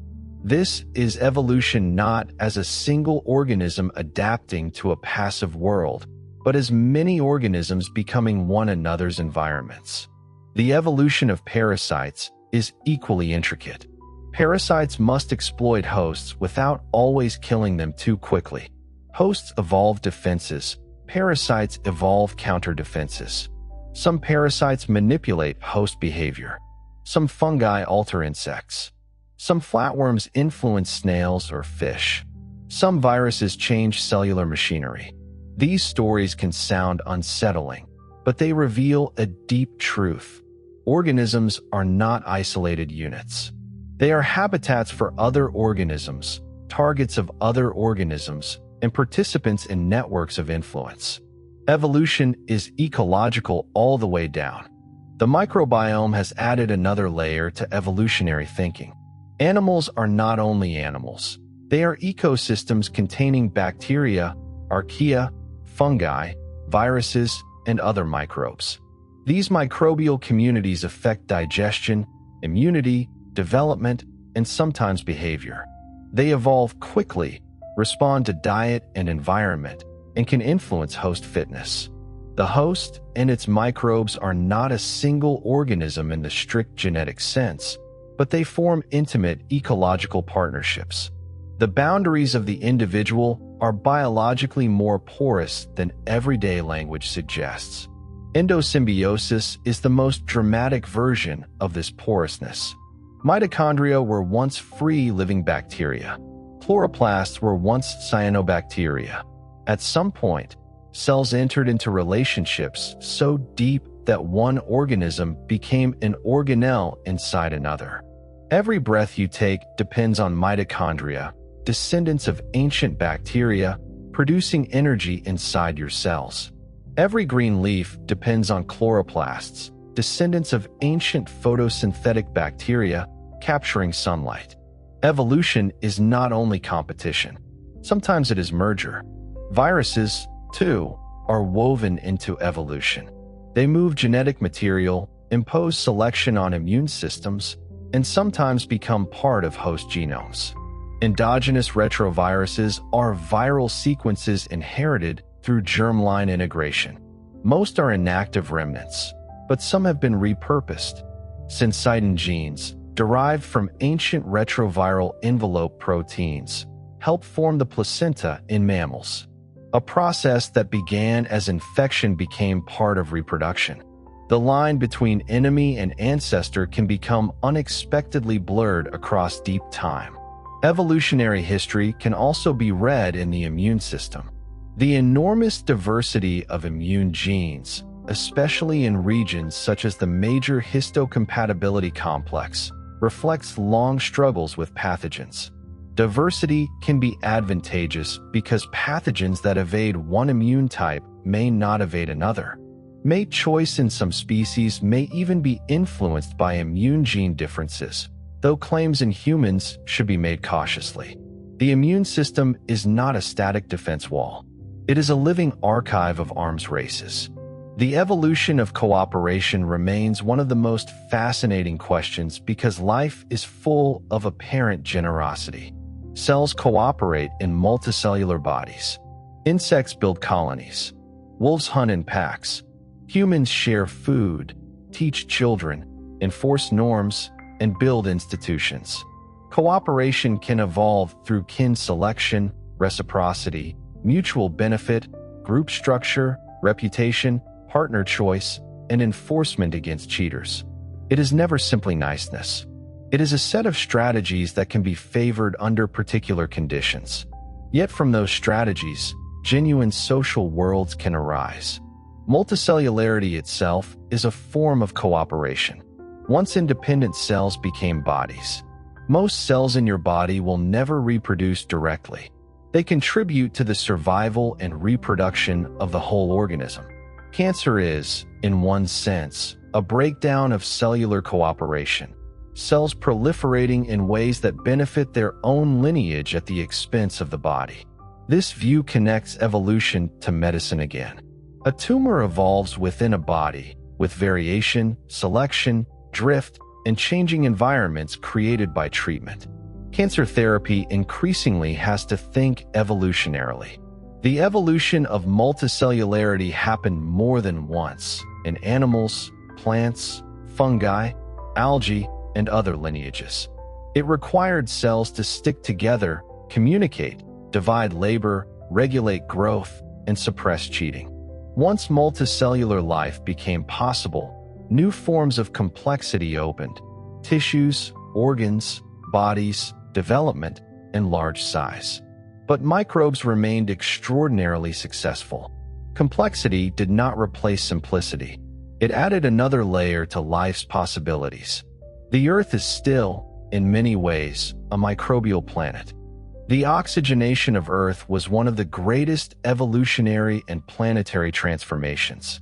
Photosynthetic bacteria released oxygen as a waste product, gradually altering the atmosphere and oceans. For many organisms then alive, oxygen was toxic. For later organisms, it became an energy opportunity. Oxygen allowed more efficient metabolism, larger bodies, and eventually complex animal life. The air we breathe is therefore a biological product. Life did not simply adapt to Earth. Life changed Earth. Evolution and geology are inseparable. Continents move. Mountains rise. Seas open and close. Climate warms and cools. Asteroids strike. Volcanoes flood landscapes with lava and gases. These physical changes create barriers, corridors, extinctions, and opportunities. When the Isthmus of Panama formed, it connected North and South America and separated Atlantic and Pacific waters, reshaping both terrestrial and marine evolution. When ice ages advanced and retreated, populations shifted, fragmented, and reconnected. The living world is written partly by the restless planet beneath it. Deep time is difficult for the human mind because our lives are short. 1,000,000 years is already almost impossible to feel, and evolution works across thousands of millions. One way to imagine it is to compress the history of Earth into a single year. Life appears early, but animals arrive late. Dinosaurs appear in December. Humans appear in the final moments. Recorded history occupies only the last seconds. This does not make human life insignificant. It makes it astonishingly recent. We are a very new twig on a very ancient tree. The emotional power of evolution lies partly in this combination of intimacy and vastness. It explains the bones in your hand and the structure of a bat's wing. It explains why antibiotics fail and why flu vaccines must be updated. It explains why birds sing, why flowers smell, why whales breathe air, why humans carry viral DNA, why some adults digest milk, why skin colors vary, why life has endured catastrophes, and why every living thing is related if you go far enough back. It is both practical and almost unbearably large. For a quiet science story, evolution has a special softness because it is not only about struggle. Popular language often emphasizes competition, survival, selection, arms races, extinction. Those are real. But evolution is also about continuity, relationship, inheritance, adaptation, cooperation, and memory. A forest is not only a battlefield. It is a community of lineages that have shaped one another over time. A body is not only a machine. It is a museum of successful compromises. A genome is not only code. It is a historical document written by ancestors, accidents, viruses, duplications, and repairs. There is comfort in the fact that life has never been still. Change is not an exception to nature. It is the condition of nature. Species arise, move, split, merge, adapt, and vanish. Environments change. Organisms respond. Descendants carry traces of those responses. Even stability is often dynamic maintenance, a balance of processes rather than an absence of change. The calm green world outside a window is not biologically static. It is the present surface of a very old motion. Evolution also teaches humility about prediction. We can explain much in retrospect, but future evolution depends on mutations not yet arisen, environments not yet formed, accidents not yet happened, and interactions too complex to fully foresee. We can predict general principles. Resistance can evolve under drug pressure. Isolated populations can diverge. Small populations lose variation. Selection can favor traits that improve reproduction. But the exact future forms of life remain open. The tree is still growing. This is why conserving biodiversity matters not only sentimentally, but evolutionarily. Each species is a branch of history, a unique experiment, a set of genetic solutions, relationships, and possibilities. When a species disappears, a lineage that may have lasted millions of years ends. The future options it carried in with it. Extinction is natural in the broad history of life, but the current speed of human-driven extinction is not just another quiet background process. It is a rapid pruning of the tree of life by one unusually powerful branch. Human beings are now evolutionary forces for other organisms. We create cities, pollutants, antibiotics, pesticides, climate change, artificial light, fragmented habitats, invasive species, and new food sources. Urban birds change song pitch to be heard over noise. Insects adapt to pesticides. Plants evolve along roadsides. Microbes adapt to hospitals. Fish respond to harvesting. We are not outside evolution observing it from a safe distance. We are inside it, altering selection pressures everywhere we go. At the same time, humans can use evolutionary understanding responsibly. Medicine can reduce resistance by using antibiotics carefully. Conservation can protect genetic diversity and habitat corridors. Agriculture can rotate crops and pesticides to slow pest adaptation. Public health can track viral evolution. Cancer treatment can account for tumor evolution. Evolutionary biology is not only the story of the past, it is a toolkit for protecting the future. One last misconception is that accepting evolution makes life feel cold or purposeless. Science does not assign cosmic purpose, but it does reveal relationship. It shows that the life in your room, your body, your food, the trees outside, the birds before dawn, the bacteria in soil, the fungi under leaves, and the animals in ancient rocks all belong to one continuous story. You do not have to be separate from nature to matter. You matter as part of it, as one temporary, conscious expression of a lineage that has crossed oceans of time. And perhaps that is the quietest part of evolution. It does not need to be loud to be profound. It happens in eggs, seeds, cells, nests, spores, bloodlines, flowers, infections, songs, and the hidden mathematics of who leaves descendants. It happens when a moth is seen or not seen. It happens when a bacterium survives a drug. It happens when a finch with a slightly deeper beak cracks the seeds left after drought. It happens when a child inherits a gene variant from an ancestor whose world was different from theirs. It happens without spectacle, generation after generation, until the world is changed. Living fossils are another place where language can mislead. A coelacanth, a horseshoe crab, or a ginkgo tree may look superficially similar to ancient relatives known from fossils, but they are not unchanged relics from the past. They have continued evolving in their own lineages. Their DNA has changed. Their populations have adapted. Their survival does not mean evolution paused for them. It means their body plan remained useful enough or changed slowly enough in visible features that we recognize the resemblance across deep time. They are not time travelers. They are modern survivors carrying ancient-looking forms.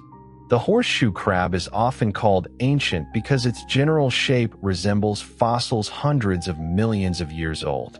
But the animal alive today lives in modern oceans, with modern parasites, modern predators, and modern ecological pressures. The same is true of crocodilians, sharks, nautiluses, and many other lineages casually described as unchanged. Evolution does not always produce dramatic external transformation. Sometimes a lineage remains recognizable because stabilizing selection preserves a functional form.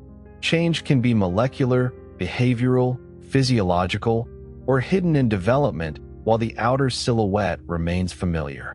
Stabilizing selection is one of the quieter modes of evolution. It does not push a population toward an extreme.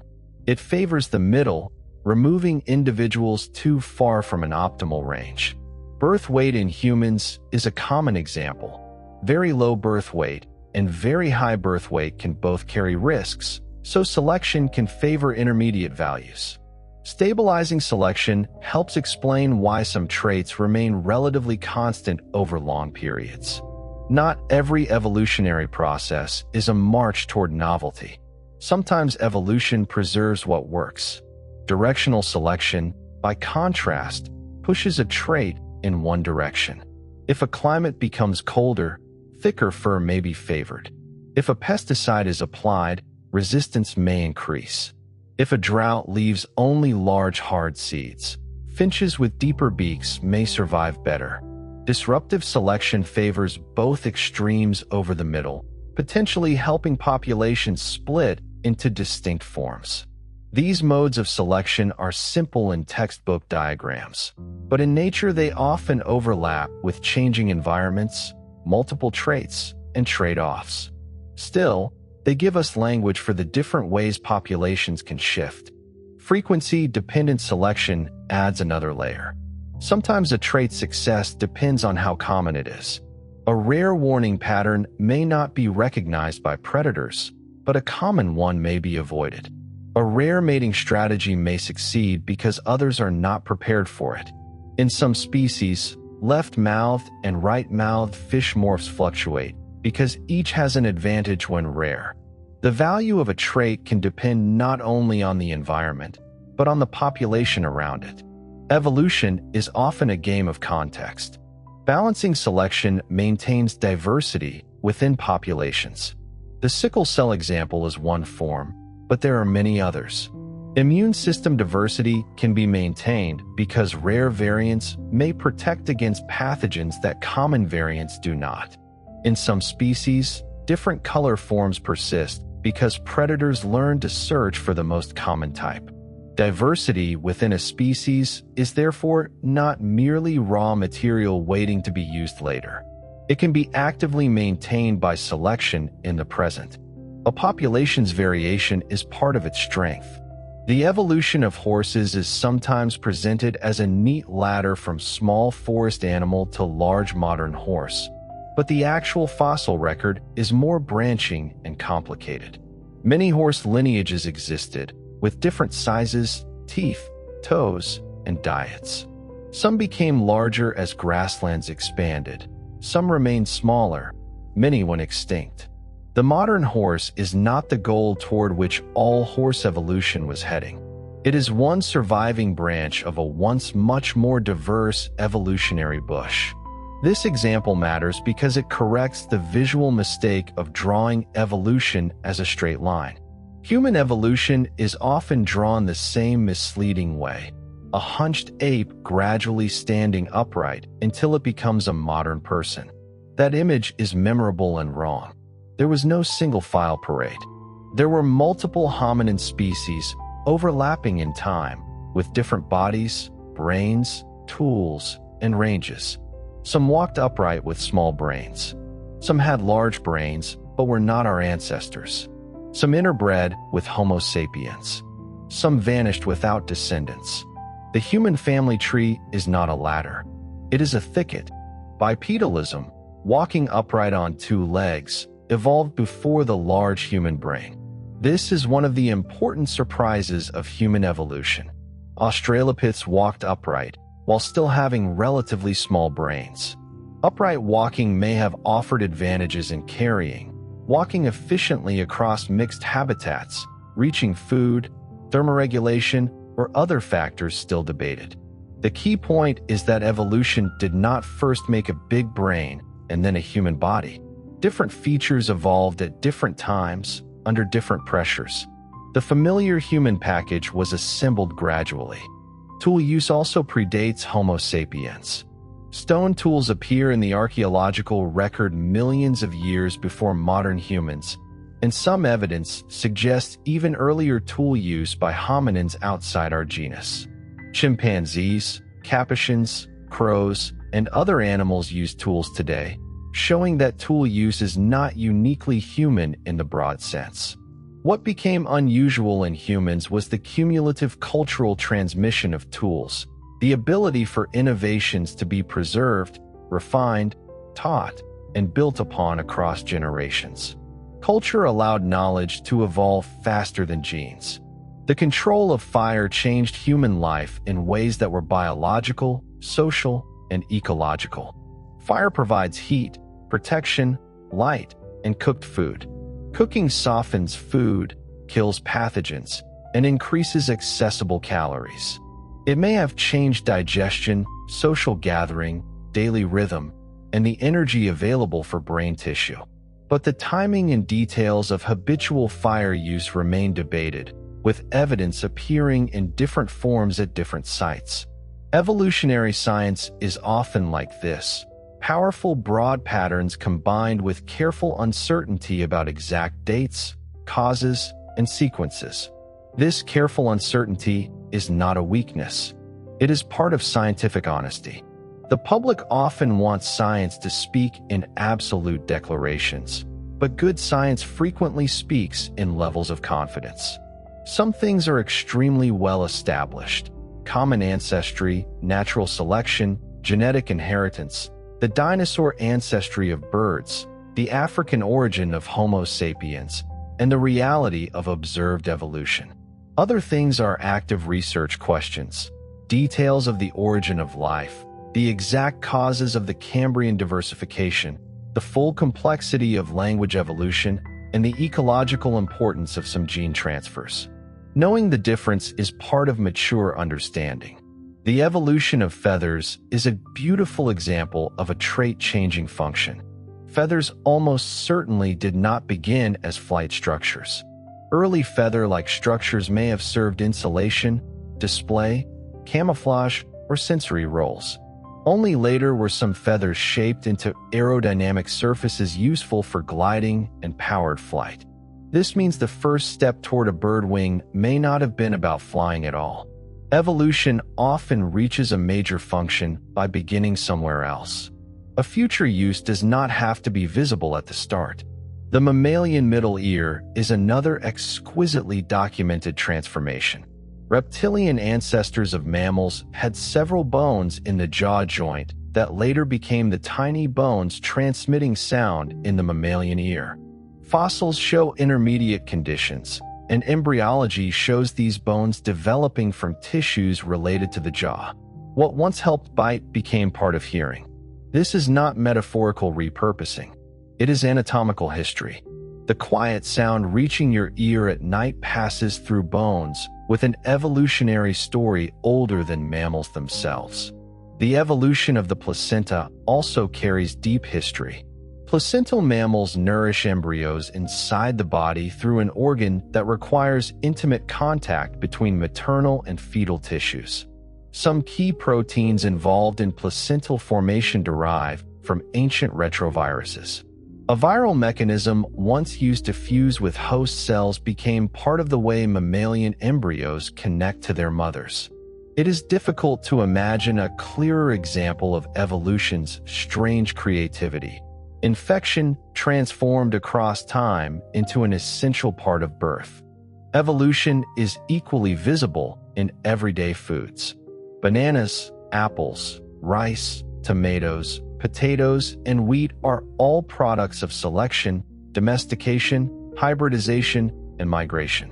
While bananas contain large seeds and little edible flesh compared with cultivated varieties, modern tomatoes were shaped by human preference for size, color, flavor, and yield. Wheat carries the history of hybridization between different grass species, creating polyploid genomes with multiple sets of chromosomes.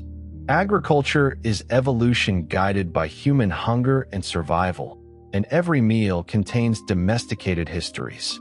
Polyploidy, the duplication of entire sets of chromosomes, is especially important in plant evolution. Many plants can survive and reproduce after genome duplication, and these events can create instant reproductive isolation and new evolutionary possibilities. Wheat, cotton, potatoes, strawberries, and many flowering plants have polyploid histories.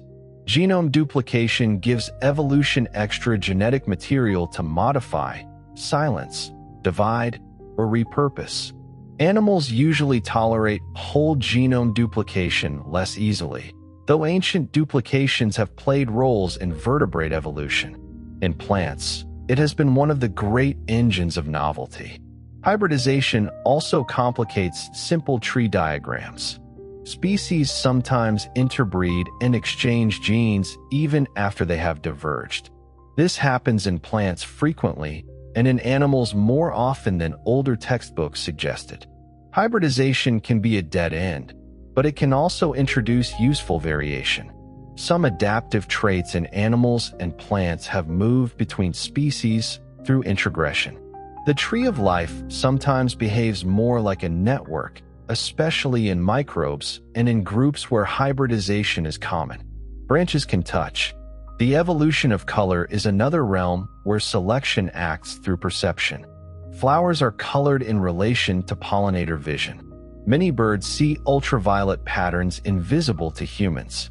Some insects detect polarized light. Some deep-sea creatures produce light in wavelengths suited to darkness. A color is not simply a property of an object. It is part of a sensory relationship. Evolution shapes signals for the eyes that receive them. The living world is full of messages humans only partly perceive. Sound evolves too. Birdsong can change under sexual selection, territorial competition, habitat structure, and urban noise. In dense forests, lower frequency sounds may travel better than high sharp notes. In cities, some birds shift song pitch or timing to be heard over traffic. Whale songs change culturally and biologically across populations. Frog calls balance attraction of mates with attraction of predators. Every signal is a compromise between being noticed by the right listener and not being noticed by the wrong one. The evolution of plants includes quiet chemical warfare. Plants cannot run from herbivores, so they produce toxins, thorns, tough leaves, resins, latex, and bitter compounds. Insects evolve ways to detoxify or tolerate these defenses. Some then use plant toxins for their own defense, as monarch butterflies do with milkweed compounds. The plant becomes not only food but chemical landscape. A leaf is not passive. It is a living tissue shaped by millions of years of being eaten. Seed dispersal shows cooperation and manipulation at once. Fruits are often sweet and colorful because animals eat them and carry the seeds away. A bird, bat, monkey, or bear receives food. The plant receives transport. Some seeds require passage through an animal gut to germinate well. Others stick to fur, float on water, or launch explosively from pods. A quiet berry on a branch contains an evolutionary relationship between plant chemistry, animal appetite, color vision, digestion, and movement across space. The evolution of social insects shows how strange and powerful natural selection can become when colony-level organization emerges. Ants, bees, termites, and some wasps build societies with division of labor, communication systems, defense, agriculture, architecture, and collective decision-making. Individual workers may not reproduce, yet their genes can spread through helping relatives and maintaining the colony. A termite mound, an ant bridge, or a honeybee dance is not produced by a single central mind. It emerges from evolved rules of interaction among many individuals. The honeybee waggle dance is one of the most elegant evolved communication systems. A worker returning from a rich food source performs movements that encode direction and distance relative to the sun. Other bees use this information to locate the source. The dance is not language in the human sense, but it is symbolic communication shaped by selection. It reveals that evolution can build information systems in bodies and behavior, not only in brains like ours. Evolution also acts on life histories. How fast organisms grow, when they reproduce, how many offspring they have, how much care they provide, and how long they live. A cod, an elephant, a fruit fly, and an oak tree occupy very different life history strategies. Some produce many offspring with little care. Others produce few and invest heavily. These strategies reflect mortality risk, ecology, body size, development, and environmental predictability. There is no single best way to live. Evolution produces strategies suited to circumstances. Parental care has evolved many times and takes many forms. Birds warming eggs, mammals nursing young, poison dart frogs carrying tadpoles, octopuses guarding eggs until they die, fish mouth brooding offspring, and humans raising children through long dependency all show different solutions to the problem of helping offspring survive. Care is costly, but it can be favored when it greatly improves offspring survival. Love, in human experience, is rich with meaning. In evolutionary terms, care also has deep roots in reproductive strategy and social bonding. The evolution of altruism in humans cannot be reduced to one mechanism. Kinship matters. Reciprocity matters. Reputation matters. Punishment of cheaters matters. Empathy matters. Culture matters. Human cooperation is supported by biology and transformed by shared norms, stories, institutions, and moral systems. We can cooperate with strangers on scales far beyond most animals, building cities, hospitals, universities, markets, and laws. Evolution gave us social capacities. Culture expanded them into worlds. Yet evolution also left us with conflicts. We are capable of empathy and aggression, loyalty and suspicion, curiosity and fear. Traits that served small groups in uncertain environments may misfire in modern societies. Our minds are not perfectly adapted to the digital, global, fast-changing world we inhabit. Evolutionary psychology can sometimes overreach, but its central caution is useful. The human mind has a history, and that history can shape the way we respond to status, threat, belonging, food, sex, parenting, and strangers. Evolutionary explanations should be handled gently when applied to human behavior. A behavior having evolutionary roots does not make it inevitable, good, or unchangeable. Humans learn, reflect, build institutions, and choose values. Biology influences us, but it does not excuse cruelty or define destiny. The best use of evolutionary thinking is not to trap people in ancient patterns, but to understand the pressures that shaped us so we can live more consciously with them. The neutral theory of molecular evolution also offers a calming perspective. Not every genetic change is a story of struggle. Many changes drift quietly through populations without much effect. Genomes accumulate silent substitutions, changes in non-critical regions, and variations that selection barely notices. At the molecular level, much of evolution is not dramatic. It is slow statistical motion, a background snowfall of change. Some flakes matter. Many simply become part of the record. Epigenetics, when treated carefully, adds another layer of responsiveness. Gene expression can change with environment, development, diet, stress, and cellular context. Some epigenetic marks can be inherited in certain organisms and under certain conditions. But in mammals, extensive reprogramming during reproduction and early development erases many marks, making strong claims about inherited experiences across many generations uncertain. The real science is fascinating enough without exaggeration. It shows that genes are not static switches, but neither does it overturn evolution into a simple story of thoughts or experiences rewriting descendants at will. Plasticity is related but broader. Phenotypic plasticity means the same genotype can produce different traits in different environments. A plant may grow different leaves in sun and shade. Some animals change body form in response to predators. Humans tan in response to ultraviolet light, gain strength through training, and alter physiology with altitude exposure. Plasticity can itself evolve if flexible responses improve fitness.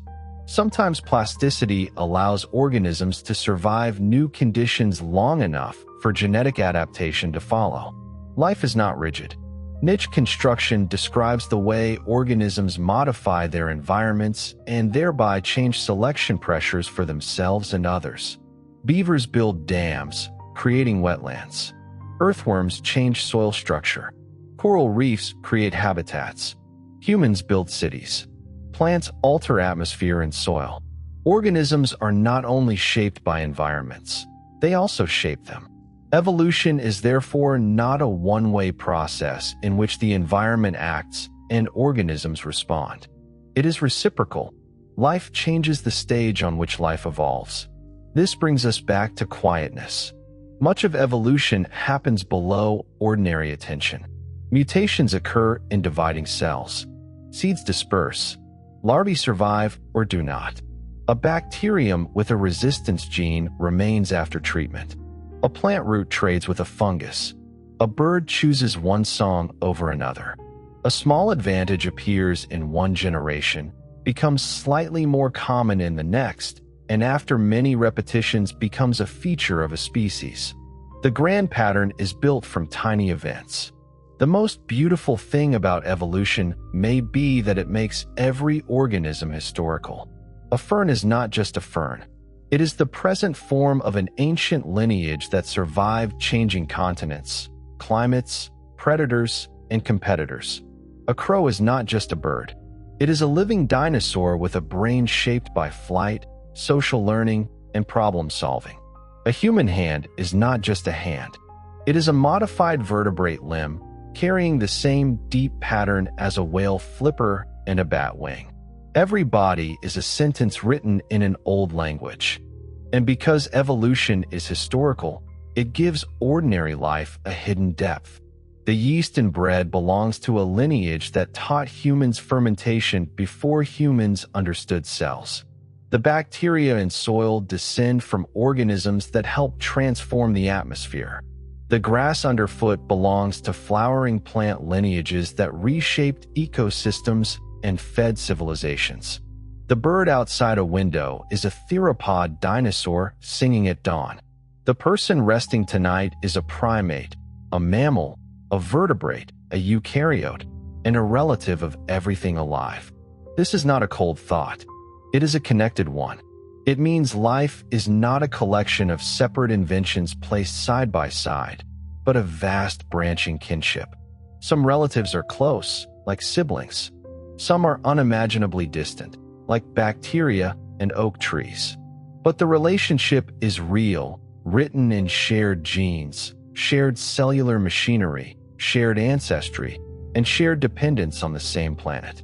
Evolution is the science of that kinship. There is also evolution inside the rhythms of a day. Circadian clocks are ancient biological timekeepers, found in bacteria, plants, fungi, animals, and many other organisms in different forms. They allow life to anticipate regular changes in light, temperature, feeding, predation, and activity. A plant can prepare for dawn before the sun rises. An animal can become alert before its active period begins. Even sleep, in its many animal forms, belongs to evolution. It is costly to become still and less responsive, yet sleep-like states are widespread, which suggests that the functions of rest, repair, memory, and neural regulation are deeply valuable. The evolution of sleep is not a single simple story. Some animals sleep with one hemisphere of the brain at a time. Some birds can sleep during long flights. Dolphins and other marine mammals surface to breathe while parts of the brain rest. Tiny fruit flies show sleep-like behavior, and their sleep can be altered by genes, age, and environment. Human sleep is shaped by biology, culture, safety, light, temperature, and social life. When someone falls asleep listening to a story about evolution, they are participating in another ancient biological pattern, a nervous system withdrawing from the demands of the day so that the body and brain can maintain themselves. Evolution even shapes fear and calm. Animals that ignored danger did not last long, but animals that could never calm down also paid a cost. Nervous systems evolved to detect threat, learn from experience, and return to balance when danger passes. In humans, this balance can be disturbed by modern life, where social stress, artificial light, constant messages, and abstract worries keep old systems activated in new ways. A calm voice, a predictable rhythm, and a story moving through deep time can feel soothing partly because the nervous system recognizes safety in continuity, softness, and reduced demand. There is a quiet irony here. Evolution is often presented as harsh, but understanding it can be gentle. It can make a person feel less isolated inside the present moment. Your body is not a random object dropped into the world. It is the living continuation of ancient cells, ancient oceans, ancient forests, ancient mammals, ancient primates, and countless unnamed people. Your breathing, your need for sleep, your hunger for connection, your fear of loss, your curiosity, your capacity for care, all of these have histories. They are not defects in a machine. They are inheritances from life. The deepest comfort in evolution may be that nothing alive begins alone. Every organism begins inside relationship, to parents or cells, to ancestors, to environments, to microbes, to air, water, soil, sunlight, food, and other living things. Even an individual organism is never truly isolated from the history that made it possible. The self is real, but it is not sealed. It is porous with ancestry. It is surrounded by life and made from life. To understand evolution is to understand that separateness is only one scale of the truth. So the story of evolution is not only the story of competition, extinction, mutation, and selection.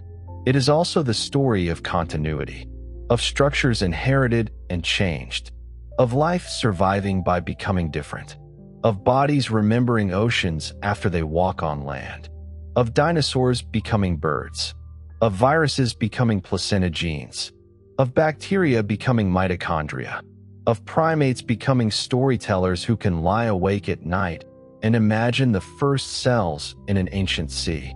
It is a story vast enough to hold fear, beauty, accident, loss, and belonging at the same time. The deep time perspective that evolution provides, the understanding that life has been on Earth for approximately 4 billion years, that the common ancestors of all living things lived in an ancient ocean, that the history of life encompasses hundreds of millions of species, almost all of which are now extinct, that humans have existed for an eye blink in the context of life's total duration, is one of the more philosophically significant products of evolutionary science. It situates the human species within the full context of life's history rather than at some privileged position above or outside it. It reveals that the complexity and diversity of life emerged not through design, but through the blind, iterative process of variation and selection operating across geological time. And it connects every living thing to every other living thing through shared ancestry. A tree of life branching and rebranching across 4 billion years, with all the extraordinary diversity of the living world emerging from a single ancient root. The fact that you are here, the fact that any human is here, required not only the 4 billion years of life's evolutionary history, but an unbroken chain of successful reproductions in every generation of every ancestral lineage, stretching back through every ancestor you have had toward the earliest replicating systems on Earth. Every microbial ancestor that led toward eukaryotes, every animal ancestor that led toward vertebrates, every mammalian ancestor that led toward primates, every hominin ancestor that led toward every ancestor whose name you know and the vastly greater number whose names are forever lost. All of them passed the line forward. All of them lived long enough in their own world to leave the next link in the chain. For billion years of unbroken success, ending here, in whoever you are, lying still in the quiet, drifting towards sleep. Sleep well. Good night.